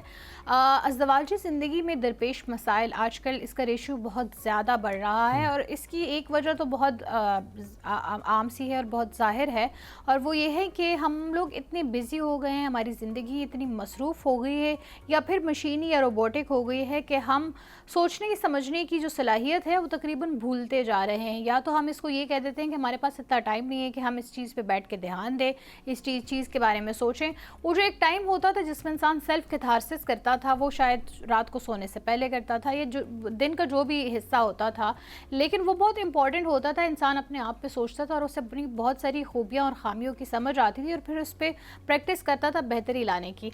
आजकल वो तो बिल्कुल कम ही हो गया और हमें हमेशा दूसरे में ही खामी नज़र आती है। ब्लेम गेम बहुत ज़्यादा हो गया है और इससे सबसे ज़्यादा जो इफ़ेक्ट हो रही है वो हमारी यूथ तो हो ही रही है, लेकिन अज़दवाजी ज़िंदगी, क्योंकि ये जो मियाँ बीवी का रिश्ता होता है ये गाड़ी के दो पहियों की तरह होता है और अगर एक भी पहिया जो है वो पंक्चर हो जाए, ख़राब हो जाए तो गाड़ी नहीं चल सकती है। और यही वजह है कि बहुत सारी चीज़ें, हम एक परफेक्ट कपल जो हमें सामने नज़र आता है उसमें भी देखें तो शायद 97% चीज़ें उनमें बेहतर हो, लेकिन वो 3% जो आपस में उनकी होती हैं जिस पे झड़प, वो 3% भी उनके रिश्ते को ख़राब कर सकती है। और इसी पर बात करेंगे कि ये जो साइकोलॉजी है वो स्पेशली हम अपनी मैरिड लाइफ में कैसे बेहतर कर सकते हैं और इसके लिए कपल काउंसलिंग या कपल थेरेपी कितनी ज़रूरी है। और इस पर बात करने के लिए हमारे साथ मौजूद हैं डॉक्टर सोबिया खतीब। अस्सलाम वालेकुम जी। वालेकुम अस्सलाम। थैंक यू सोबिया, आपके आने का बहुत शुक्रिया, बहुत दूर से आई हैं। आज का टॉपिक इज़ वेरी इंपॉर्टेंट, लेकिन इसके बारे में ज़्यादातर हमें बात करने में नहीं सुनाई देता। स्पेशली पाकिस्तान में कपल्स थेरेपी का कॉन्सेप्ट इतना ज़्यादा है भी नहीं, लेकिन आपके पास जो आते हैं कपल्स थेरेपी के लिए, उनमें सबसे ज़्यादा मसाइल जो हैं वो क्या पाए जाते हैं, ताकि हमारी आवाम को ये पता चल सके कि अज़दवाजी ज़िंदगी में जो दरपेश मसाइल होते हैं इसके बारे में खुल के बात करना is very important. Thank you so much, आपके चैनल का बहुत शुक्रिया और आप दोनों का बहुत शुक्रिया। उम्मीद करते हैं कि ये जो 10 से 15 मिनट हमारे होंगे वो ऐसे होंगे कि जितने भी हमें कपल सुन रहे हैं वो समझेंगे और इसको इम्प्लीमेंट करेंगे अपनी लाइफ में। मसाइल पे आते हैं। मसाइल देखिए, ओवरऑल दुनिया में भी देखा जाए और हमारे पाकिस्तान के अंदर भी हम सब कनेक्टेड हैं, हम ग्लोबल विलेज बन चुके हैं। हमारी एक्सपेक्टेशन, हमारा कनेक्शन, हमारा ओढ़ मतलब पहनना, खाना पीना सब कुछ एक तरह सा हो चुका है। इसमें जो इमोशनल फैक्टर्स की बात आती है या कंपैरिजन की बात आती है, या हम ये कहते हैं कि वो फैक्टर जिनकी बेसिस पे मियाँ बीवी के रिश्ते के अंदर तोड़ पैदा हो रहा है आजकल के ज़माने के अंदर, मॉडर्न वर्ल्ड के अंदर, तो सबसे पहला ये है कि हम बात तो करते हैं, बात समझते नहीं हैं। जो बेसिक मसला है, 90 to 97% जो मसाइल हैं वो रिपीटेशन में होते हैं। जैसे अभी आपने बात की ना एक परसेंटेज की, तो वो जो 4 से 5% है वो शुरू की शादी से लेकर चाहे वो 50 साल की शादी होगी है, वो पैटर्न रिपीट हो रहे होते हैं। हम कंप्लेनिंग जोन में होते हैं, हम क्रिटिसिज्म करते हैं, हम स्टोन वॉलिंग पे जाते हैं। हम, जब मैं कह रही हूँ तो कपल है, मेरे पास कपल जब आते हैं तो मैं उनसे कहती हूँ जब मैं बात कर रही हूँगी, मैं ये वर्ड यूज़ करूँगी ना तो इसका समझिएगा कि ये दोनों के लिए है, ये सिर्फ एक के लिए नहीं है। हम टोटल लेवल पे कंपैरिजन में जाते हैं, हम खुद को नहीं देखते। मसाइल के लेवल पे साइकोलॉजिकल और सोशली और जो लर्निंग, जैसे हमारी प्रोग्राम से पहले भी बात हो रही थी, इमोशनल लिटरेसी नहीं है। हम ना एक्चुअली दूसरे को चेंज करना चाहते हैं। जो सबसे बड़ा मसला अभी जो प्रेवलेंट मॉडर्न वर्ल्ड का है, पढ़े लिखे मियाँ बीवी का, क्योंकि ज़्यादातर क्लास उस तरह की मेरे पास तशरीफ़ ला रही है, उनका ये है कि वो एक दूसरे को कह रहे हैं तुम चेंज हो जाओ, मैं तो बिल्कुल ठीक हूँ। सो ईगो, पावर स्ट्रगल और बहुत सी ऐसी चीज़ें, फाइनेंस तो देखें है ही है। हम कहते हैं फाइनेंशियल लेवल पे स्ट्रगल है, रोल स्विच हो चुके हैं। अब दोनों ने रोल, जो पहले ट्रेडिशनल रोल थे उसके लेवल पे हम प्ले नहीं कर रहे। हम क्योंकि डिस्ट्रीब्यूशन में जा रहे हैं, हमें कभी एक को आगे आना पड़ता है, कभी एक को। तो वो जो पावर स्ट्रगल है ना, उसके दरमियान भी हम जेंडर डिस्क्रिमिनेशन पे आ जाते हैं, मेल और फीमेल। हम एक दूसरे को कहते हैं तुम ये तुम वो, तो हम वो जो तुम की लड़ाई है ना, वो हम के लेवल पे रिजॉल्व नहीं हो रही होती। तो मसाइल की बेसिस ये होती हैं कि हम साइकोलॉजिकली वो बॉन्ड, वो कनेक्शन, वो कम्युनिकेशन, वो मैटर एक्चुअली पैनल पे ला ही नहीं रहे होते। हम सारे अच्छा, कम्युनिकेशन, सपोज एक कपल है वो कम्युनिकेशन भी करते हैं, बट द पॉइंट इज कि वो कम्युनिकेशन से कम आर्गुमेंट ज्यादा लगता है, राइट? सो इसकी क्या वजह है? दूसरी चीज ये कि जो مطلب سپوز کسی میں باقی ساری چیزیں ٹھیک ہے, ایک دو ہی غلطیاں ہیں, اور وہ یہی ہے کہ اگر آپ اسے کوئی بات سمجھاتے ہیں تو اس کو لگتا ہے کہ آپ اس پہ اٹیک کر رہے ہیں, ڈیفینسو موڈ میں چلے جاتے ہیں. موسٹلی یہی ہم نے دیکھنے میں آتا ہے, رائٹ. سو یہ بتائیں کہ آخر سمجھنا کہ وہ بات جو سمجھائی جا رہی ہے وہ صرف سمجھانے کے لیے ہو رہی ہے, نہ کہ اٹیک کرنے کے لیے ہو رہی ہے, یہ بات سمجھ کسی کو کیوں نہیں آتی؟ اس کے پیچھے کیا وجوہات ہو سکتی ہیں؟ دیکھو ہم بچپن سے نا لے کے اپنی سیفٹی, سیکیورٹی, بہت سے ایسے جو اٹیچمنٹ سٹائلز ہوتے ہیں ہمارے اماں ابا کے ساتھ ہوتے ہیں, بہن بھائیوں کے ساتھ ہوتے ہیں, رشتہ داروں کے ساتھ ہوتے ہیں, انہی کی بیسس پہ نا آگے بھی پیٹرن کنیکٹ کر رہے ہوتے ہیں. وہ انسیکیورٹی, وہ اینشیس ٹریٹس, وہی ساری چیزیں ہم شادی میں بھی پریکٹس کر رہے ہوتے ہیں نا. ہم اگر انسیکیور ہیں اوور آل, ہمیں لگتا ہے کہ ہمیں اٹینشن نہیں دی جا رہی, ہمیں یہ لگتا ہے کہ ہمیں اس طرح سے سرایا نہیں جا رہا, ہمیں لگتا ہے کہ میں بہت سپیریئر ہوں, تو میں بچپن سے وہ اٹیچمنٹ سٹائل لے کے پل رہا ہوں نا, یا پل رہی ہوں, تو اس کی بیسس پہ میں شادی میں بھی وہی پریکٹس کروں گی. شادی میں تو میں چینج نہیں. میں ہمیشہ کہتی ہوں, جب بھی جوڑا میرے پاس آتا ہے تو میں ان سے کہتی ہوں, آپ لوگوں نے پری میرٹل کاؤنسلنگ جب میں کر رہی ہوتی ہوں تو میں کہتی ہوں آپ لوگ ایک دوسرے کی عادات کے ساتھ رہو گے, جسموں کے ساتھ بہت بعد میں اور بہت کم ٹائم کے لیے رہا جاتا ہے. عادات کے ساتھ, حسلت کے ساتھ, آپ کی خصوصیات کے ساتھ آپ لوگ رہتے ہو, لیکن اس پہ کون کام کرتا ہے ہمارے معاشرے کے اندر؟ ہم یہ دیکھتے ہیں کہ ہم نے میٹرلسٹک دور کے اندر کپڑا, جوتا, سب کچھ, مکان, گاڑی, سب پلان کر لیا ہوتا ہے, لیکن ہم نے یہ پلان نہیں کیا ہوتا ہے کہ جب میں آرگومنٹیشن پہ جاؤں گی تو کتنی سپیس مجھے دینی ہے کہ میں تمہیں سنوں. جیسے کمیونیکیشن ہم کہتے ہیں ہم بات کر لیتے ہیں, بات کرنے کا طریقہ کار نہیں پتا. ہم جو پرفیکٹ کپل اور وہ جو ایک لینڈ لائٹ کی دنیا سے اٹھے ہوئے لوگ ہوتے ہیں, اور وہ جو سامنے ہمارے پاس ماڈلز کے لیول پہ آتے ہیں, ہم انہیں سمجھتے ہیں کہ ان کے مزاجوں کے اندر کبھی چینج نہیں آتا. بہت اچھا آپ نے پوائنٹ ریز کیا. اکثر یہ دیکھنے میں آتا ہے کہ جو کہ میں دیکھتا ہوں کہ سوشل میڈیا جو ہے نا, اس نے بھی بہت ساری چیزوں میں جو ہے نا وہ تباہی پھیلائی ہوئی ہے. خواتین کے حوالے سے بہت ساری ایسی چیزیں, جس طریقے سے ایک سمپل کوٹ لے لیتے ہیں کہ مرد کی ذمہ کیا کیا ہے, نان نفقہ کا جو چیزیں ہیں, اس میں حدیث کچھ اور کہتی ہے. لیکن کل بھی میں ایک پوسٹ پڑھ رہا تھا, ایک خاتون نے شیئر کیا تھا, اس پہ بہت ایگزیجریشن لکھی ہوئی تھی کہ اسلام میں مرد کے اوپر یہ بھی ہے, مرد کے اوپر یہ بھی ہے, مرد کے اوپر یہ بھی ہے, مرد کے اوپر یہ بھی ہے.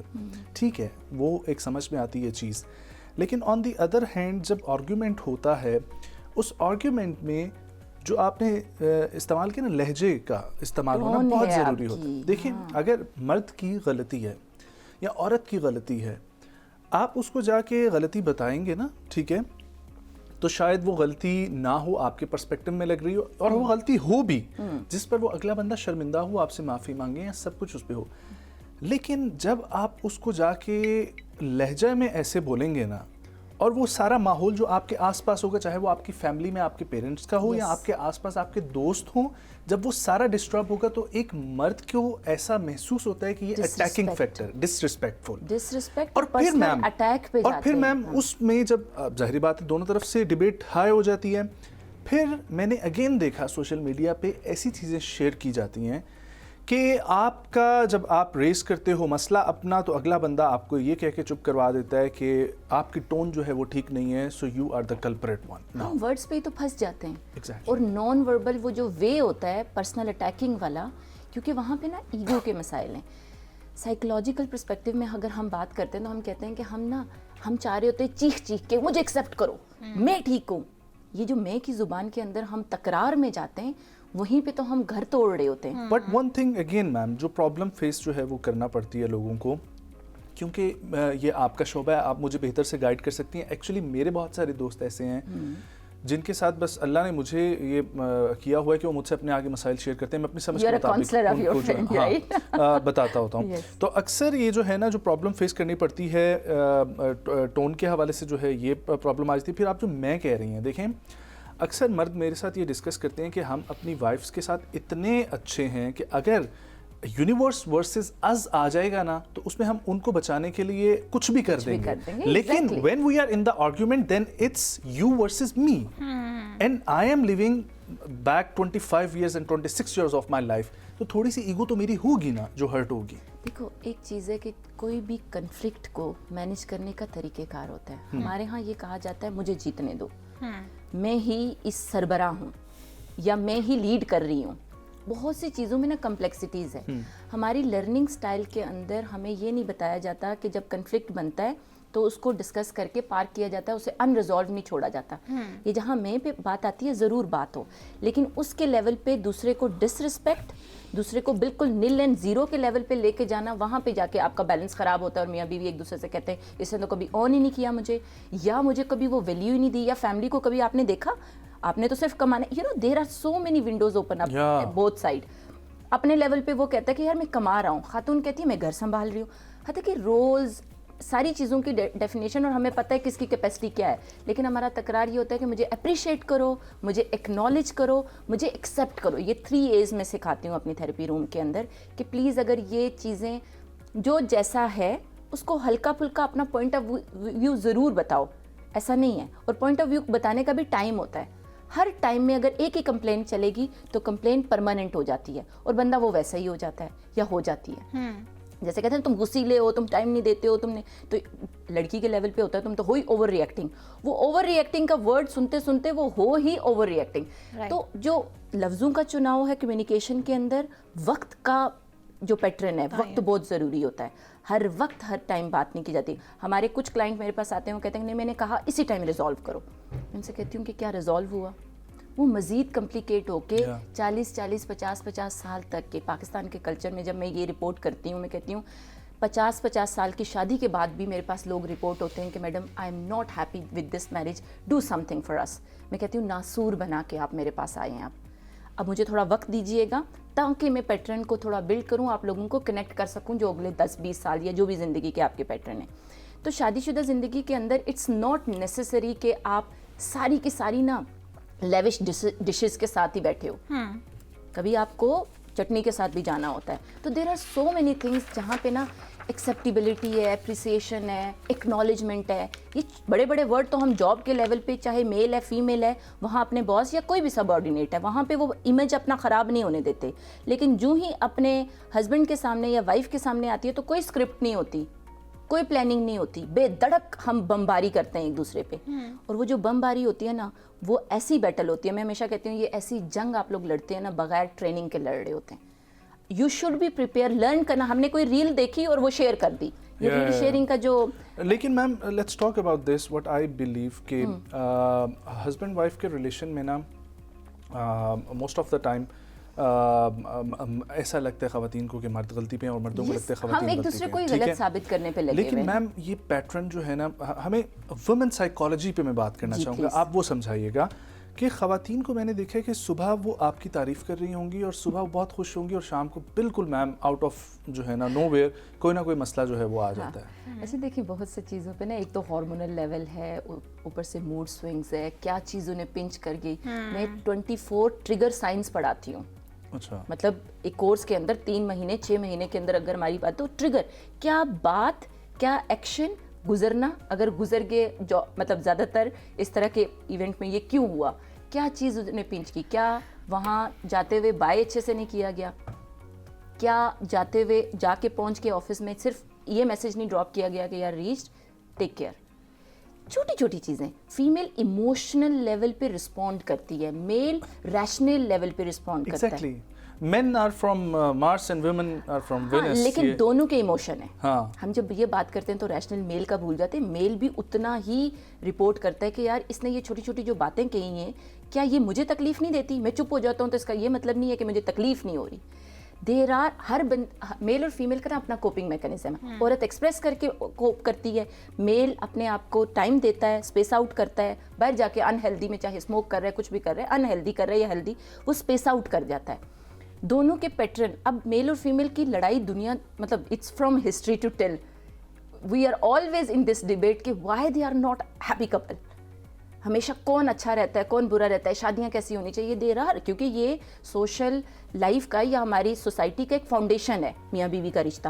اس کے اندر دونوں کے مزاج کے اکارڈنگ اگر دونوں کی انڈرسٹینڈنگ اور ایکسیپٹیبلٹی نہیں آتی نا تو اس پہ یہ جو اتار چڑھاؤ, موڈ سوئنگس, یہ ساری چیزیں آتی ہیں. اب بہت زیادہ جیسے اس ماڈرن ورلڈ میں میل کو پتہ ہوتا ہے میری خاتون کا ماہواری کا ٹائم پیریڈ چل رہا ہے, فیمیل کو پتہ ہوتا ہے ان کا فائنینشیل سٹریس ہے, یہ میٹنگ ہے, دونوں انڈرسٹینڈنگ کے لیول پہ جا رہے ہیں. دونوں کے پیٹرنس کی انڈرسٹینڈنگ ہو کے جب ایک دوسرے کو اسپیس آؤٹ دے دیتے ہیں نا. ہمارا مسئلہ یہ ہو گیا ہے اب ہم جلد باز ہو گئے, ہمیں انسٹنٹ گریٹیفیکیشن چاہیے, چاہے وہ چیز کے لیول پہ ہے یا ایموشنل رسپانس کے لیول پہ ہے. کال کیوں نہیں اٹھائی, میسج کیوں نہیں دیکھا, چھوڑ دیا, آپ آن لائن تھے یا آن لائن تھی, رسپانس کیوں نہیں کیا, یا لمبے لمبے ٹیکسٹ کر دیے. ہر چیز کو نا ہم نے گدلائی کر دینا ہے. مطلب یہ میں پیٹرن سے بتا رہی ہوں مسائل کے لیول پہ. حل یہ ہوتا ہے کہ جو ہم چیز کر رہے ہیں وہ اس میں کہاں ہم پیشنٹلی رسپونڈ کر رہے ہیں. میں نے اس شادی میں تو بہت صبر کیا. Patient come to me and couples report کرتے ہیں کہ میں نے 20 سال اپنی اس عورت کے پیچھے گوا دیے, میں نے فلاں گوایا, فلاں. فیمیل کہتی ہے میں نے یہ گوا دیا. Who is here to acknowledge and comprehend things کہ یار ہم دونوں نے گوایا ہے یا پایا ہے. پازیٹیو چیزوں کو بھی, یہ جو نیگیٹو کنیکشن اور پیٹرن بلڈ ہوتے ہیں نا, جسے گاٹمین ہے نا فاؤنڈیشن, کیونکہ سائنس کی بیسس پہ یہ تھیراپی میں پرووائڈ کر رہی ہوتی ہوں, تو وہ کہتا ہے کرٹیسزم, کنٹیمپٹ, اسٹون والنگ اور ڈیفینسونیس, یہ 4 کلر ہیں میرج کے. اور کنٹیمپٹ کیا ہوتا ہے, وہ سب سے بڑا کلر ہے جس میں سرکاسٹک وے میں ہاں آپ تو ہیں ایسے, یہ ورڈ بھی کہہ دینا, یہ پورے دن کے آپ کے 5 سے 7 کیمیکل, جو آپ کے ایگزیکٹلی 5 کیمیکل ہیں آپ کے 4 ہیپی ہارمون, وہ ٹوٹل ڈیزاسٹر میں جاتے ہیں. کورٹیسول لیول ہائی ہو جاتا ہے, بی پی, شوگر, میلز کے اندر کارڈک ایشوز آنا شروع ہو جاتے ہیں. One of my friend came to me and he was like کہ اس کی فیملی کا ایک پرابلم یہ چل رہا تھا. ان کی طرف سے مجھے ریفرل میکانزم اچھا مل سکتا ہے. یہ پرابلم چل رہا تھا کہ he was like کہ میری وائف بہت اچھا ارن کرتی ہیں, گھر کا سارا خرچہ میں اٹھا رہا ہوں, اور میں ان کو لے کر بھی جاتا ہوں وہاں پر 2 گھنٹے میٹنگ کے لیے ویٹ بھی کیا, واپس بھی لے کر آیا. وہ گاڑی جب یوز کر رہی ہیں کریم اوبر تو بھی میں کروا کے دے رہا ہوں, یا خود میری گاڑی یوز کر رہی ہیں تو پیٹرول پرووائڈر کے لیول پہ فل سب کچھ. On the other hand she is making very good money, کہ ان کی اپنی جو ہے وہ بینک اکاؤنٹ اسٹیٹمنٹ جو ہے وہ 7 فگرس میں ہے, ٹھیک, اور ان کا بیبی ہونے والا ہے. لیکن شی کمیٹڈ ہر بردر کہ میں اس کو باہر بھیجنے کے لیے اتنے پیسے کر رہی ہوں اپنے ہسبینڈ سے کنسرن کیے بغیر. اینڈ دین اس نے جب اسے کاؤنٹر کیا تو شی واز لائک کہ اسلام تو یہ کہتا ہے کہ آپ بیوی کے پیسے پہ نظر نہ رکھو. اپنے مطلب کی جہاں بات آتی ہے, چاہے وہ میل ہم ہے اس میں فیمیل اسلام ہے, کو لے آتے ہیں, وہاں اسلام ہے, سوشل باؤنڈریز ہیں, کچھ بھی ہے نا, ہم اپنے مطلب کا ہتھیار کہیں سے اٹھا لیتے ہیں. تو اس کا مجھے آگے سے یہ کہنا تھا کہ مجھے کیا نجم فائدہ ہے کہ ایک عورت اگر چلیں, ہم یہ نہیں اس پہ ڈالتے کہ آپ نے گھر کی ذمہ داریاں دیکھنی ہیں سب کچھ, آپ باہر جاؤ کام کرو, اور آپ باہر اس کے کام میں بھی مدد کر رہے ہو, ٹھیک ہے, اور گھر کی بھی چیزیں پوری نہیں ہو رہی. اس میں نا پیرورٹی بیسس چیزیں ابھی تک ان میاں بیوی کا, اب ڈیفینیٹلی ہم انہیں ہی نہیں, لیکن اس طرح کے مزاج کے ساتھ جب لوگ آتے ہیں تو میں نے کہتی ہوں کہ آپ لوگ نا پیرورٹی اپنی سیٹ ہی نہیں کر پائے ابھی تک. یعنی کہ آپ کے رشتے کی آپ کمیونیکیٹ بھی تو اس طرح سے نہیں کر پائے نا. پہلے آپ بے دھڑک لگے ہوئے ہیں, سب سر صدقہ کر دیا آپ نے اپنے ایک پارٹنر پہ, تو this should be balance. Exactly this should be balance on the, اور وہاں پہ بھی role, if you are giving time, investment ساری ہو رہی ہے آپ کی طرف سے, تو وہاں سے جو آ رہا ہے contribution should be distributed somehow. یہ جو بالکل میں اس چیز کو یہ ڈیفینیٹلی, لیکن کہیں پہ اگر کنٹریبیوشن میل اور فیمیل کے لیول پہ بنتی ہے تو she should be available there, because وہاں پہ اس کا ہسبینڈ اس لیول کا اس کو سپورٹ پرووائڈ کر رہا ہے, تو شی از ڈوئنگ سو.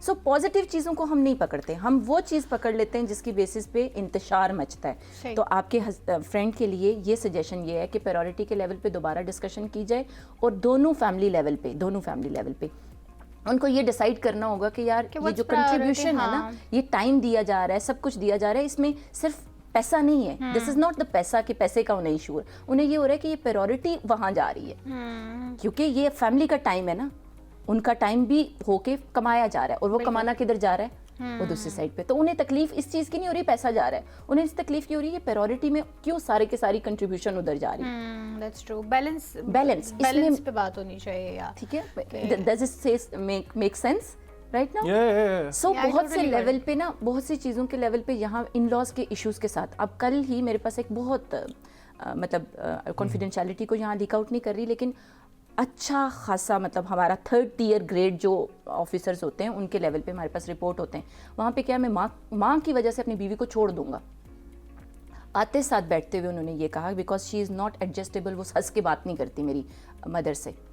میں نے کہا ہنس کے بات کرنے کی بیسک وجہ آپ نے پوچھی, سارا کچھ پوچھا, بٹ ڈیفینیٹلی اس کا تو بہت سے لیول پہ نا ہم ایکسٹریمز ہو جاتے ہیں. آپ جیسے یہ آپ کیس بتا رہے ہیں, اس پہ بھی خاتون ایکسٹریم ہوگی نا ایک دم سے. شی شوڈ بات کر لینا, شیئر کر لینا, اور اپنا پرسپیکٹیو بتا دینا, وہ پورا ان کا ساتھ دے دیتا.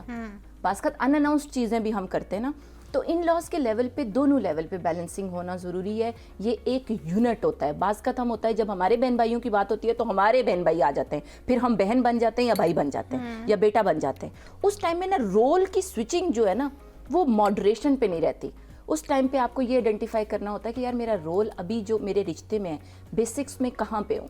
اور وہاں پہ میں نے دیکھا ان کیسز کے اندر جہاں پہ اسے پتہ ہوتا ہے کہ وائف اور بچے دا فرسٹ پرائیورٹی یونٹ, وہاں پہ اتنے کمپرومائزز نہیں بنتے. جہاں پہ آپ کو لگ رہا ہوتا ہے کہ نہیں نہیں یار یہ میری بھائی ہے, یہ میرا اماں ہے, یہ میرا ابا ہے, definitely they are very important, انہی کی وجہ سے آپ ہوتے ہیں. بٹ ان کو بھی انڈرسٹینڈ کرنا چاہیے. یہاں کمپلیکیشنز تو اتنی آتی ہیں کہ وہ بھی نہیں انڈرسٹینڈ کرتے. ہسبینڈ وائف کو ساتھ میں کتنا ٹائم گزارنا چاہیے اور ساتھ میں کتنا ٹائم نہیں گزارنا چاہیے؟ 45 منٹ پورے دن میں سائنس کہتی ہے کہ اگر 45 منٹ آپ موبائل سب ساری انٹرپشن کے بغیر ایک دوسرے سے صرف اچھے طریقے سے بات کریں. میرا خیال ہے یہ آج کل زیادہ ہو رہا ہے کہ ساتھ ہیں, ٹھیک ہے 45 منٹس والا ہے, ساتھ ہیں لیکن ساتھ نہیں ہیں. نہیں ٹھیک ہے, اگر وہ والا بھی دیکھ لیں فیکٹر تو ٹھیک ہے, آپ ایٹ لیسٹ رات کے وقت ساتھ مووی دیکھ رہے ہیں, کچھ بھی ایسا کریں. پلاننگ دیکھیں, مووی دیکھنا اسی لیے کہا ہے کسی بھی ایکسٹرنل سٹیمولائی کے بغیر, جہاں پہ آپ نا دونوں ایک دوسرے کو دیکھ کے سمجھ کے, آپ کی باڈی بھی ایسے نہ ہو. میں حتیٰ کہ ٹریننگ کرتے ہوئے کہتی ہوں کہ آپ لوگ ایسے بیٹھ کے نہیں, you should be toward your each of the sensation, جس میں آپ کا فل باڈی ریسیو کرے کہ my partner is here. کیونکہ یہ آپ نیورولوجیکلی پاور ہوتے ہیں اپنے پارٹنر سے. خدا تعالیٰ نے یہ رشتہ اتنا خوبصورت بنایا ہے کہ اس پہ آپ کی وائٹلز کی کیمسٹری, نیورو ٹرانسمیٹر کی کیمسٹری, بایولوجی آپ کی چینج ہو رہی ہوتی ہے. اچھا میم, آپ کا بالکل پرسپیکٹیو یہ ٹھیک ہے. میں چونکہ خود آئی ایم میرڈ, ٹھیک ہے, ریسنٹلی. God bless you.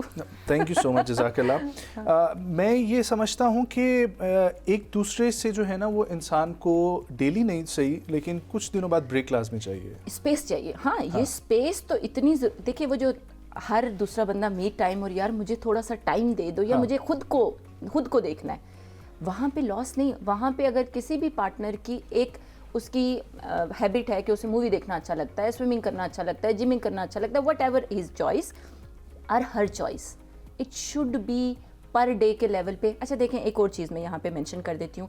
ہم یوزلی کہتے ہیں کہ نا راکٹ سائنس ہو جائے شادی میں نا کہ سب ٹھیک ہو جائے. میں کہتی ہوں کہ ہر روز کے ٹوڈلر کی طرح نا آپ انفینٹ کی طرح پہلے اٹھتے ہیں, ہلکا ہلکا چلتے ہیں, پھر آپ سپیڈ میں چلنا شروع کرتے ہیں. یہ شادی کا سلسلہ ایسے چلتا ہے. تو آپ کے جو روز کے بیبی سٹیپس ہیں نا, روز کا ایک دوسرے کے ساتھ بولنا, دیکھنا, مینیج کرنا, بیہیویئر کو سمجھنا, ہر پیٹرن کے لیول پہ آپ ایک دوسرے کو کیا کر رہے ہو, تکمیل کر رہے ہوتے ہو.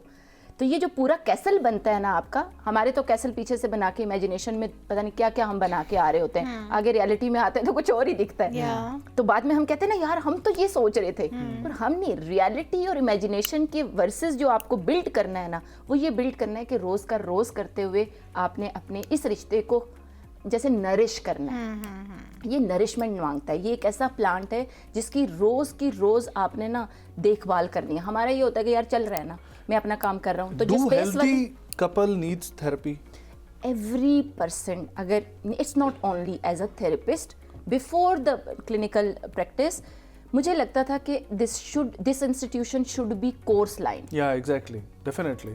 سو ہر انسٹیٹیوشن کے اندر بھی ہم بچے کو سب سکھا دیتے ہیں. میں تو کہتا ہوں نکاح فارم میں جو ہے وہ ہونا چاہیے لازمی کہ آپ پہلے آپس میں بیٹھ کے جو ہے نا وہ ایک تھراپی سیشن سے, اور پھر اس کے بعد پری میرٹل اور پوسٹ میرٹل بہت زیادہ امپورٹنٹ ہے. میں تو اپنے لیول پہ سروس پرووائڈر ہوں تو زیادہ پرچار کر رہی ہوں, لیکن اس سے پہلے بھی ہیلدی کپلس کو تو میں, ہماری جو کارپوریٹ سیٹنگ اور اس طرح کی ہوتی ہیں تو ہم تو ہیلدی کپلس کے ساتھ جا کے کاؤنسلنگ کر رہے ہوتے ہیں. تو اٹ ڈزنٹ مین کہ آپ کا کوئی مسئلہ ہے. آپ مزید کیسے امپروو, بہت سے کلائنٹ میرے پاس اب اس لیول پہ بھی آتے ہیں کہ امپروو کیسے کریں ڈاکٹر صوبیہ, ہم کیسے چیزوں کو لے کے چلیں. تو اٹ از نیڈیبل. یہ ایک آپ کی بیسک نیڈ نہیں, لیکن یہ ایک ایسی نیڈ ہے جس کی بیس پہ آپ اسکلفل ہو سکتے ہیں اور اپنے جذبات کے ٹکراؤ سے. اصل میں تو ہمارے 80 to 85% شادی کے اندر جذبات کے ٹکراؤ ہو رہے ہوتے ہیں نا, سمجھ نہیں رہے ہوتے, انڈرسٹینڈنگ نہیں آ رہی ہوتی, ایک دوسرے کی جنگ میں لڑے ہوتے ہیں. تو وہ جو ایک دوسرے کو سنبھالنا, اچھا اس میں بھی شادی میں بھی سب سے زیادہ یہ نہیں ہوتا کہ آپ ایک دوسرے سے لڑ رہے ہوتے ہو, آپ دوسروں کی وجہ سے لڑ رہے ہوتے ہو. موسٹلی ایکسٹرنل فیکٹر دوسروں کی وجہ سے سب سے زیادہ آپ کے اندر. بہت سے میاں بیوی آ کے رپورٹ کرتے ہیں, میڈم ہمارے اندر درمیان میں اتنا کچھ نہیں ہے, لیکن مجھے نا یہ پرابلم ہو رہا ہے, یہ ایسے کر رہے ہیں, یہ اس کو پریورٹی دے رہے ہیں, یا یہ ایکسٹرنل فیکٹر. تو اصل میں یہ ہے کہ آپ کو اپنی باؤنڈریز, جیسے ہم کہتے ہیں نا کہ کہیں نہ کہیں नो कहने की तजवीज़ जो है यहाँ पे शादी में, अपने किसी ना किसी रिश्ते को अपने शादी के ऊपर अपने हस्बैंड के आगे या वाइफ के आगे कहना पड़ेगा आपको। अदरवाइज कई दफा बहुत छोटी छोटी बातें होती हैं और बड़ी। देखें शादी में जब भी केस रिपोर्ट होता है मेरे पास, 3 सेशन 2 सेशन में मैं रिपोर्ट करती हूँ, तो वो फलड़ा पूरा बनता है और उसमें होता क्या है कि वो एक दूसरे को कंटेम्प्ट कर रहे होते हैं, क्रिटिसाइज कर रहे होते हैं, बार बार डिफेंसिव हो रहे होते हैं चाइल्डहुड की बेसिस पे, यानी अपनी बचपन या अपने लड़कपन की बेसिस पे जो उन्होंने सीखा समझा या रिश्तों में दचकोले खाए होते हैं, उसकी बेसिस पे ना वो मिसट्रस्ट में गए होते हैं। अब बहुत ज़्यादा ट्रस्ट के इश्यूज़ के जब लोग आते हैं, तो मैंने सिर्फ कहती हूँ कि ट्रस्ट आपका बिल्ड तब होगा जब आप टाइम बेसिस पे स्मॉल एक्शंस में जाएंगे। सिर्फ अपॉलोजीज कर लेना, मैडम मैंने तो इसे सॉरी 10 दफ़ा कर लिया, खातून भी कहती है सर 10 दफ़ा सॉरी कर लिया। Time and also the little action जिसकी बेसिस पे अगला बंदा इस फेज में आएगा, ट्रस्ट रीगेन होना मुश्किल होता है। ये बेसिक्स है ना, कुछ बेसिक्स हैं रिश्तों के, तो उस लेवल पे भी हो जाता है, लेकिन क्योंकि हम थक जाते हैं। मेरे पास थेरेपी और साथ ही साथ जब रिपोर्ट होते हैं रिकवर केसेस, तो उसमें कंसिस्टेंसी नहीं आ रही होती। हमने एक चीज़ शुरू की अपनी वाइफ के लिए या हस्बैंड के लिए, हम कहते हैं यार 2-4 दिन करके ना ये मेडिसिन की तरह यूज करनी पड़ती हैं। कंसिस्टेंसी वैसे आई थिंक हर चीज में ही हर चीज में, लेकिन है। मियां बीवी के मिजाज के अंदर अगर कोई चीज़ आपने तैनात की ना कि आज मैंने इसे कह दिया, इजाज़त दे दी या माफ़ कर दिया, या मैंने कहा कि यार मुझे, हम मूड स्विंग्स पे जा रहे होते हैं और जिसकी वजह से प्रॉब्लम्स बन रहे होते हैं। देखिए नफसियाती तौर पर हम टेंशन में, एंजाइटी में, डिप्रेशन में, वही एक्सटर्नल फैक्टर्स दोबारा आ जाते हैं। हाँ। नहीं, यहाँ पे इंटरनल है। Okay. जो लोग नफसियाती तौर पर हाईली हसास होते हैं, हसास यानी सेंसिटिव हैं, उनके लेवल पे उनके मिजाज, उनके पार्टनर बहुत ज़्यादा डिफ़िकल्टी का शिकार होते हैं। पहले से एंजाइटी है, डिप्रेशन है, स्ट्रेस है, छोटी छोटी बातों पे चिड़चिड़ापन, या मेल का अपना उस तरह से प्रोटेक्टिव मेजर नहीं है, वो फैसला नहीं ले सकता, या बहुत से फैक्टर्स हम जब स्टार्टिंग में हम कहते हैं नहीं शादी के बाद चेंज हो जाएगा, उस शादी के बाद हसलतें चेंज नहीं होती, उनको मैनेज किया जाता है। अगर आप मैनेज करने के लिए तैयार हैं तो you can go ahead for this relationship long. लेकिन मसला ये होता है कि हम कहते हैं नहीं सब कुछ हो जाएगा, हम ना बेसिकली जो जज्बात हैं, एहसासात हैं, कैफियत हैं, इनको ना सरसरी लेते हैं। हालांकि फ्यूल असल हमारी जिंदगियों का, हमारे रिश्तों का यही होता है। और शादी में फ्यूल मुझे लगता है जज्बात, इमोशनल लिटरेसी के बेसिस पे ही आप बिल्ड कर सकते हैं, अदरवाइज इट्स वेरी। डॉक्टर साहबा thank you so much for coming. बहुत लंबा टॉपिक है, इसके ऊपर हम बहुत सारी देर तक जो है ना वो बात कर सकते हैं, लेकिन एक दूसरे को एक्सेप्ट करें। मेरा मैसेज ये है कि एक्सेप्ट करें वट एवर सिचुएशन है, क्योंकि आपने शादी में चलना है अगर ना, तो एक दूसरे को एक्सेप्ट करें। वंडरफुल। ख़वातीनो हज़रात, ये बहुत ज़रूरी है कि अगर आपके अज़दवाजी ज़िंदगी में कोई मसाइल हैं तो आपस में बैठ के हल करने की कोशिश करें, अगर नहीं होते तो थेरेपी की तरफ ज़रूर जाएँ। ये कोई ऐब नहीं है, कुछ नहीं है, अपनी ज़िंदगी आप मज़ीद सुधारेंगे, बेहतर करेंगे, और एक दफ़ा कंसल्टेशन जो है वो लेकर देख लेनी चाहिए कि फ़ायदा होता है या नहीं। आपको किसी भी चीज़ में एक्सेल करने के लिए ट्रेनिंग की ज़रूरत होती है, वैसे ही आपको अज़दवाजी ज़िंदगी में भी एक्सेल करने के लिए अगर ट्रेनिंग लेनी पड़े तो इसमें कोई दो राय नहीं है। बहुत शुक्रिया डॉक्टर सोबिया खतीब साहिबा आपका। छोटी सी ब्रेक पे जाना चाहेंगे, ब्रेक से वापस आएंगे, कंटिन्यू करेंगे, कहीं मत जाइए, हमारे साथ रहिए।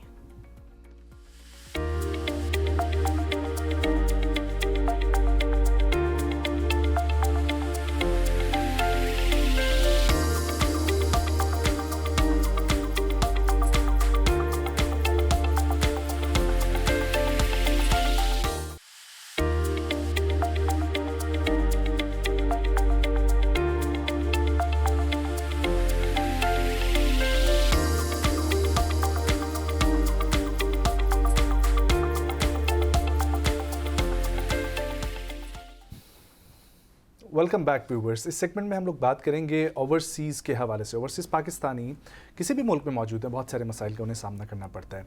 कभी वीज़ा की प्रॉब्लम, ठीक है, कभी कानूनी मसाइल उस मुल्क से रिलेटेड। पाकिस्तान में उनकी अगर प्रॉपर्टीज़ होती हैं तो उसमें उनको मसला ये दरपेश आता है कि यहाँ पर उनकी प्रॉपर्टी पर कब्ज़ा हो जाता है। ऐसे कौन से इदारे हैं पाकिस्तान में जो सपोर्ट करते हैं ओवरसीज़ हमारी यहाँ पर मौजूद है मिनिस्ट्री, वो कैसे सपोर्ट करती है? दूसरी चीज़ जो जिस भी मुल्क में मौजूद हैं हमारे ओवरसीज़ पाकिस्तानी, वहाँ का सफारत खाना उनको क्या हेल्प दे सकता है, पाकिस्तानी कम्युनिटी के साथ कैसे जुड़ सकते हैं? उनकी रेमिटेंस की वजह से पाकिस्तान को बहुत फ़ायदा हासिल होता है। वो डायरेक्ट रेमिटेंस जो आती हैं उससे ये जाहिर होता है कि ये हमारे मुल्क की बहुत अहम हिस्सा हैं जो पाकिस्तान की इकॉनमी में कंट्रीब्यूट कर रहे हैं। तो उनके मसाइल डिस्कस करना बहुत ज़्यादा ज़रूरी है। आज जो हमारे साथ गेस्ट मौजूद हैं वो ओवरसीज़ डेवलपमेंट एक्सपर्ट हैं, लेकिन इसके साथ ही बहुत ज़रूरी है कि हमारे पाकिस्तानी जो पहले जाते थे बाहर, مزدوری کے لیے جاتے تھے زیادہ تر. جو ڈنکی لگا کر گئے ہیں ان کا بھی یہی مقصد ہوتا ہے کہ مزدوری کر لیں گے, گھر کے حالات جو ہے وہ بہتر ہو جائیں. لیکن سافٹ سکلز ہونا بہت زیادہ ضروری ہے, ٹیکنیکل ایکسپرٹیز ہونا بہت زیادہ ضروری ہے. آج کل کی نیڈ آف دا ٹائم کیا ہے یہ ہم ڈسکس کریں گے. کوئی بھی بچہ وہ پڑھا لکھا ہے یا نہیں پڑھا لکھا, اس کے پاس کون سی ٹیکنیکل سکلز ہونی چاہیے کہ وہ کسی بھی ملک میں جا کے ایٹ لیسٹ بیسک کام شروع کر سکے. کیونکہ ہمارے پاکستان کا اس وقت ایسی حیثیت ہے کہ ہمیں بمشکل ویزا ملتا ہے. تو کئی لوگ جانے کا خواب رکھتے ہیں آسٹریلیا, لیکن ان کو جانا پڑ جاتا ہے انگلینڈ, کئی کو جانا پڑ جاتا ہے گلف کنٹریز میں. تو ہر کنٹری کی ایکسپرٹیز کے حساب سے ہم ڈسکس کریں گے کیا ہو سکتا ہے. ہمارے ساتھ جو شخصیت موجود ہیں وہ جس طریقے سے میں نے بتایا اوورسیز ڈیولپمنٹ ایکسپرٹ ہیں جناب شکیل احمد عباسی صاحب. السلام علیکم شکیل صاحب, بہت شکریہ جوائن کرنے کے لیے. سر جس طریقے سے میں نے بتایا کہ بہت سارے مسائل ہیں لیکن ٹیکنیکل پرابلم جو ہے نا وہ زیادہ ہے اس وقت. تو آپ بتائیں کہ ایک بچہ یا ایک مرد جو اب پاکستان سے نکلنا چاہتا ہے, جاب کرتا تھا ختم ہو گئی ہے جاب, کون سی اسکل سیٹ لازمی ہونا چاہیے کہ ایٹ لیسٹ وہ جا کے کام شروع کر سکے؟ سب سے پہلے جی آپ کا بہت بہت شکریہ کہ آپ نے اتنے اہم ٹاپک پہ وہ جو ہے روشنی ڈالنے کی کوشش کی اور کر رہے ہیں ماشاء اللہ. دیکھیں ابھی اس وقت الحمدللہ کہ پورے پاکستان میں پوری جو ریونیو جنریٹ ہوتا ہے, مطلب پورے سال کا تقریباً کوئی 8 لاکھ بچہ باہر جاتا ہے, اور اس سے جو ریونیو جنریٹ ہوتا ہے تو وہ میرے حال میں کوئی $37 بلین جو ہے ہمیں آتا ہے, ریمیٹنس جو آتا ہے. ٹھیک ہے, اب اس وقت جو ضرورت ہے مزید پاکستان میں جو بچوں کو موٹیویشنس کے لیے, وہ میں یہ سمجھتا ہوں کہ ٹیکنیکل سکل ان کو دی جائے, سافٹ سکل ان کو دی جائے, اور دین ان کو جو ہے باہر کنٹریوں میں بھیجا جائے. جیسا کہ سر سکلز کے کون دیکھیں جی اس وقت بیسیکلی کیونکہ ہمارا یہی ایک فیلڈ بھی ہے اور اس کو ہم دیکھ بھی رہے ہیں.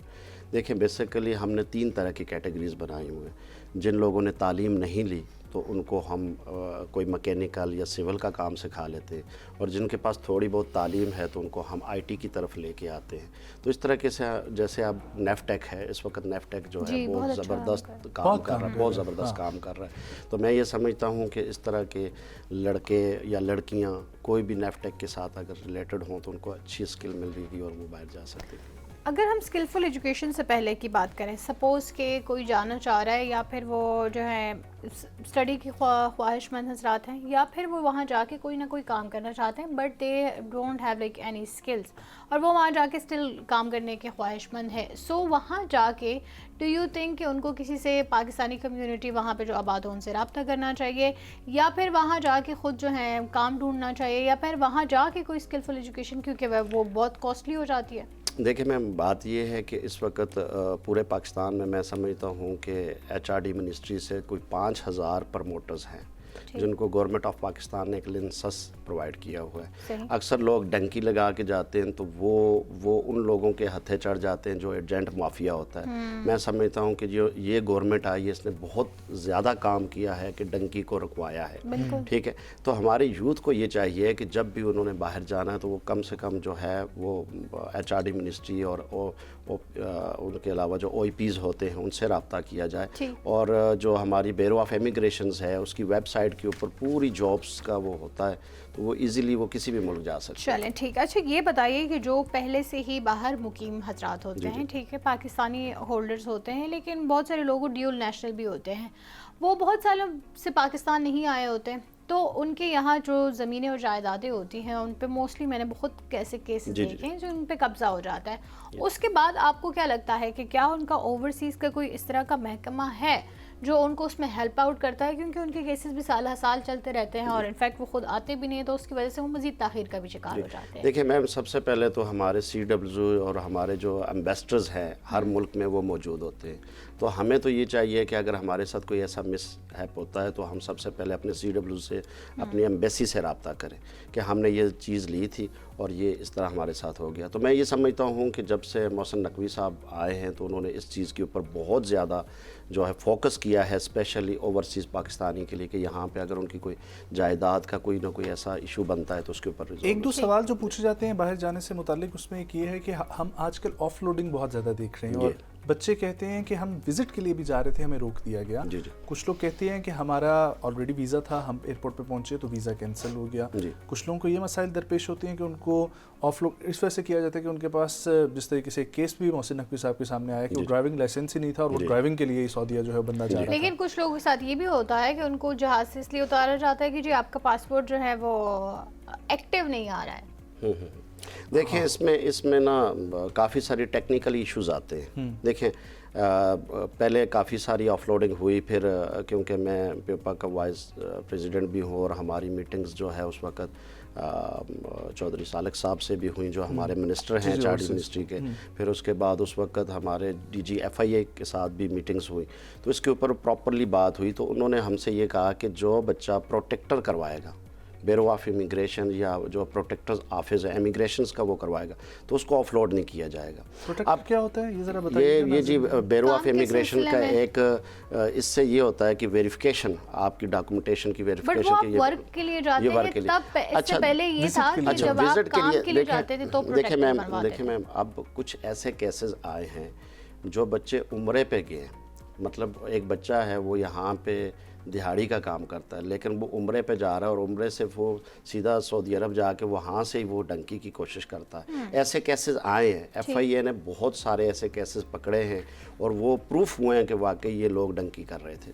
تو ہم یہی چاہتے ہیں، ہم اپنی گورنمنٹ سے یہی مطالبہ کرنا چاہتے ہیں کہ دیکھیں اس وقت یورپ کنٹریز بہت سارے ویزے دے رہی ہیں، بہت سارے ویزے دے رہی ہیں. ہمیں پرابلم کہاں پہ آتا ہے کہ وہاں پہ ہمیں ورک پرمٹ بھی مل جاتا ہے سارا کچھ، یہاں پہ جو اپائنٹمنٹ ہے ایمبیسیز میں اپائنٹمنٹ نہیں ملتی، جو 1.5 سال 2 سال نہیں ملتی، جس کی وجہ سے لڑکے جو ہے وہ ڈنکی کے پروسیس کی طرف چلے جاتے ہیں. ہاں تو وہ کیا کہتے ہیں کہ اگر 1.5 سال کے بعد بھی اگر ان کو اپائنٹمنٹ ملے گی تو شورٹی جی نہیں ہے تو اگر بالفرض وہ 1.5 سال کے بعد بھی ریجیکشن ہوتی ہے تو وہ لڑکے کا مائنڈ سیٹ یہ بنتا ہے کہ میں کیوں نہ کوئی شارٹ کٹ رستہ، میں کیوں نہ کسی اللیگل طریقے سے آسانی سے. اچھا سر، یہ آپ نے بہت اچھا پوائنٹ ریز کیا. بہت سارے لوگ یہاں سے جاتے ہیں مختلف طریقہ کار سے، ادھر پہنچ کے اسپین اٹلی کی اس وقت امیگریشن اوپن ہے، وہاں پر جا کے آپ جیسی امیگریشن فائل کریں، ایون وہ پاپ فرانسس جو ہیں ان کی جانب سے بیان پورا جو ہے وہ آرڈر جاری ہوا ہے کہ کوئی بھی جاندار چیز ٹیریٹری کے اندر آتی ہے تو اس کی حفاظت کرنا آپ کے دین کا حصہ ہے، اس لیے بھی انہوں نے امیگریشن اوپن رکھی ہوئی ہے.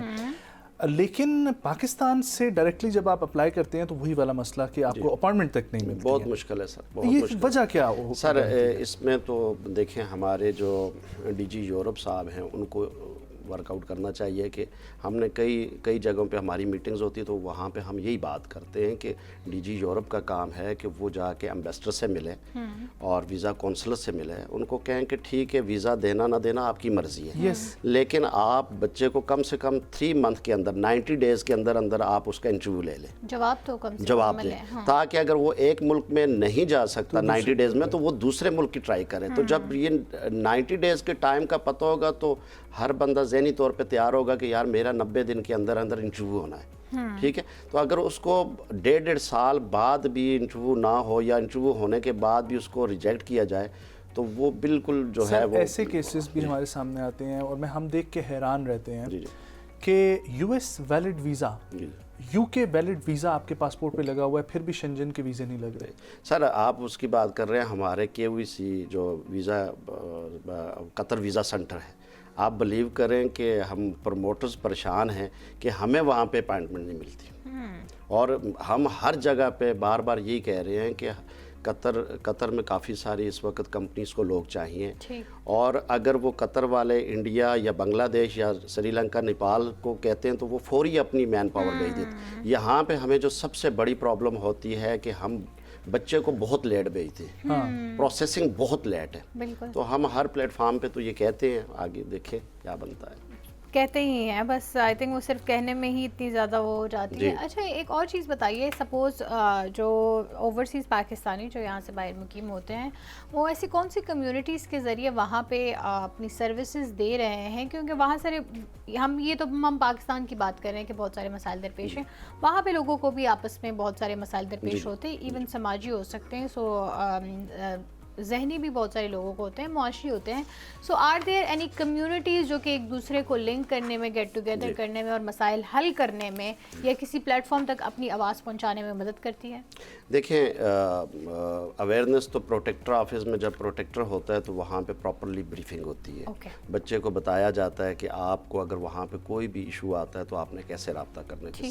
لیکن ابھی چودھری سالک صاحب نے بھی اسی چیز پہ ہم لوگ لگے ہوئے ہیں کہ ہم سافٹ اسکل کو ज़्यादा बढ़े, इंट्रोड्यूस करवाएं, ताकि हर बच्चा जो यूरोप जाए, जो मिडल ईस्ट जाए, कहीं पे भी जाए, तो उसको पहले मेरा ख्याल में 1 से 2 दिन की सॉफ्ट स्किल की ट्रेनिंग ज़रूरी है। तो उसको पता हो कि वहाँ पे जाके अगर मुझे कोई भी इशू आता है तो मैंने राब्ता किससे करना है, और मैंने किसी भी मुल्क में जाना है तो उस मुल्क में मैंने रहना कैसे है, उस मुल्क के जो कानून है उसको मैंने कैसे फॉलो करना है। बेसिकली हमें सॉफ्ट स्किल की ज़रूरत है कि जो बाहर जाएँ। ठीक है सर, आप डिफरेंट सेक्टर्स को देख रहे होते हैं, अक्सर जो फैमिलीज़ यहाँ पर अप्लाई करना चाह रही होती हैं पीआर के हवाले से, ऑस्ट्रेलिया या कनाडा, तो उनके स्टेटस जो हैं वो आजकल क्या चल रहे हैं, वो अगर हमारे नाज़रीन के लिए आप शेयर करें। देखिए, इस वक्त यूरोप कंट्री में तो आपको पता है कि माशाल्लाह जब से ये गवर्नमेंट आई है तो इस वक्त तो यूरोप हम पाकिस्तानियों को बहुत ज़्यादा लाइक करना शुरू कर गई है। ठीक है, तो मैं समझता हूँ कि पहले तो मुश्किल था, अब आसान हो चुका है। अब क्योंकि जो हमारे हालात चल रहे हैं और जो हम लोग मतलब फील्ड मार्शल साहब माशाल्लाह कर रहे हैं, मेहनत कर रहे हैं, और हमारे प्राइम मिनिस्टर कर रहे हैं, तो इससे मैं समझता हूँ कि पाकिस्तान का एक नाम जो है। सर यूरोप में काम है हमारे बच्चों को? जी सर, इस वक्त यूरोप में काम है, लेकिन हमें प्रॉब्लम जो आ रही है वो यही आ रही है अपॉइंटमेंट की। यूरोप में बहुत काम है सर। जैसा कि कौन से ऐसे काम? सर इस वक्त टेक्निकली बहुत काम है, और इसके अलावा जो है आप ये समझ लें कि हॉस्पिटैलिटी का बहुत काम है यूरोप कंट्रीज़ में, तो काम बहुत है सर। लेकिन आपको वीज़ा प्रोसेस से ही मुश्किलात दरपेश हैं। ये मुश्किलात है। इसके बदले तो आपको क्या लगता है इसका हल क्या निकल सकता है? सर इसका हल एक ही है जो मैंने आपको बताया कि हमारे डीजी यूरोप अगर डिफरेंस हमारी जितनी भी एम्बेसडर्स हैं उनके साथ मिलना, वीज़ा कौंसल से मिलना, उनसे चीज़ों को जो है वो फॉलो अप करना कि ये देखें, ये बेसिकली ILO भी यही कहता है कि आप किसी भी बच्चे को या किसी भी जाने वाले को आप जितना कम से कम उसको वो डिले किया जाए। हाँ जी। अच्छा, क्या लगता है आपको कि वॉर की सिचुएशन क्रिएट होने से हमारे वीज़ा प्रोसेस जो है वो ताख़ीर का शिकार हुए, या इससे कबल ही? नहीं, काफ़ी फ़र्क पड़ा है, क्योंकि देखिए कुछ टाइम तो हमारे जहाज़ का भी, हमारे जो एयरलाइंस है उनका भी इशू था, और जितनी भी, क्योंकि हमारे ज़्यादातर मैन पावर सऊदी अरब जाती है, तो वहाँ पे भी काफ़ी सारी वो हुई है, काफ़ी फ़र्क पड़ा है जी, लेकिन इंशाल्लाह बेहतर होगा। बहुत शुक्रिया शकील साहब आपके वक्त के लिए। विल होप के जी ये मसला कम अज़ कम पाकिस्तानियों का हल हो के हमें इतना पासपोर्ट को वैल्यू दिया जाए कि हमें अपॉइंटमेंट्स मिलें। और मैं तो बताऊँ अपॉइंटमेंट्स क्या, वीज़े भी हमें मिलने चाहिए। हमारी आप बिल्कुल सही कह रहे हैं कि अगर DG यूरोप आप जिक्र कर रहे हैं, मैं कहता हूँ foreign minister including prime minister of Pakistan, इनको चाहिए कि तमाम कंट्रीज़ के एम्बेसडर्स के साथ मुलाकातें करके इस चीज़ को शोर करें कि हाँ वहाँ पर जाके हमारा बच्चा कोई गलत करता है काम, ठीक है, कुछ करता है, हम इस चीज़ का मजाज रखें कि आप उनको भले डिपोर्ट करें, सारी ज़िंदगी उस बच्चे के ऊपर इस तरह की सैंक्शन लगाएंगे, उसको किसी और मुल्क ना भेजा जाए, अपने मुल्क में रहे। हाँ, कोई डंकी लगा के जाते हैं, तो जिस तरीके से आपको पता है आजकल असाइलम का जो सीन आया हुआ है कि आपका पाकिस्तानी शनाख्ती कार्ड जो है वो कैंसिल हो जाता है, रुकनियत, इस तरह के स्टेप्स लें, लेकिन एटलीस्ट ये सिलसिला जो है ये शुरू हो और तुर्की तक का सर वीज़ा के प्रॉब्लम जो है वो चली हुई है। बहुत शुक्रिया शकील साहब आपके वक्त के लिए। ख़वातीनो हज़रात, लास्ट सेगमेंट हिस्ट्री की तरफ हम लोग बढ़ते हैं, और हिस्ट्री में आज हैं जी 16 अप्रैल, और 16 अप्रैल के दिन वन ऑफ द ग्रेट जो है वो film maker, actor Charlie Chaplin silent films के हवाले से दुनिया में छाए हुए 1889 16 अप्रैल को वो पैदा हुए। आज उनकी सालगिरह के तौर पर ये दिन मनाया जाता है, और उनका मशहूर किरदार द ट्रैम्प जो है वो भी आज भी दुनिया भर में पहचाना जाता है। उन्होंने अपनी फिल्मों के ज़रिए ना सिर्फ लोगों का साया बल्कि माशरती मसाइल, गुर्बत और नाइंसाफ़ी जैसे अहम जो है मसाइल उनको उजागर किया। सिटी लाइट्स, मॉडर्न टाइम्स और द ग्रेट डिक्टेटर नामी मशहूर फिल्में जो है वो चार्ली चैपलिन ने की हुई। बहुत बिल्कुल, नाम भी है, काम भी है, लोग बहुत हमेशा से सराहते भी आए हैं, और एक मार्क छोड़ के गए हैं जो हमेशा आई थिंक। इसके अलावा आज 16 अप्रैल को पाकिस्तान की पंजाबी स्टेज इंडस्ट्री और पाकिस्तान के कॉमेडियन इंडस्ट्री के एक बहुत बड़े जो है बेताज बादशाह बब्बू बराल आज जो है वो, उनको ज़ाहिर बात है कौन नहीं जाता, उनकी मज़ाहिया अंदाज़ और हाजिर जवाबी स्टेज परफॉर्मेंस ने लाखों लोगों को जो है ना वो हंसाया है। और आज 16 अप्रैल को उनकी बरसी जो है वो भी मनाई जाती है। 2011 को वो इंतकाल कर गए थे, लेकिन उनकी वफ़ात के बाद आज भी जहाँ पर भी कॉमेडी का नाम लिया जाता है, स्टेज ड्रामा का नाम लिया जाता है, तो बब्बू बराल का नाम मेरे ख्याल से हमारी जो थिएटर इंडस्ट्री है वो है उनके नाम पे आज भी कायम है, क्योंकि इट्स लाइक आप एक मार्क छोड़ देते हैं, जैसे तारीख दान कोई तारीख लिखते हैं तो वो हमेशा याद रहती है, उसी तरह ये थिएटर इंडस्ट्री जो हमारी है ये भी इन्हीं के नाम से जानी जाती है। आज के प्रोग्राम से हमें दीजिए इजाज़त, मुलाकात होगी आप लोगों से कल। अपना बहुत सारा ख्याल रखें, खुदा अल्लाह ने के बाद।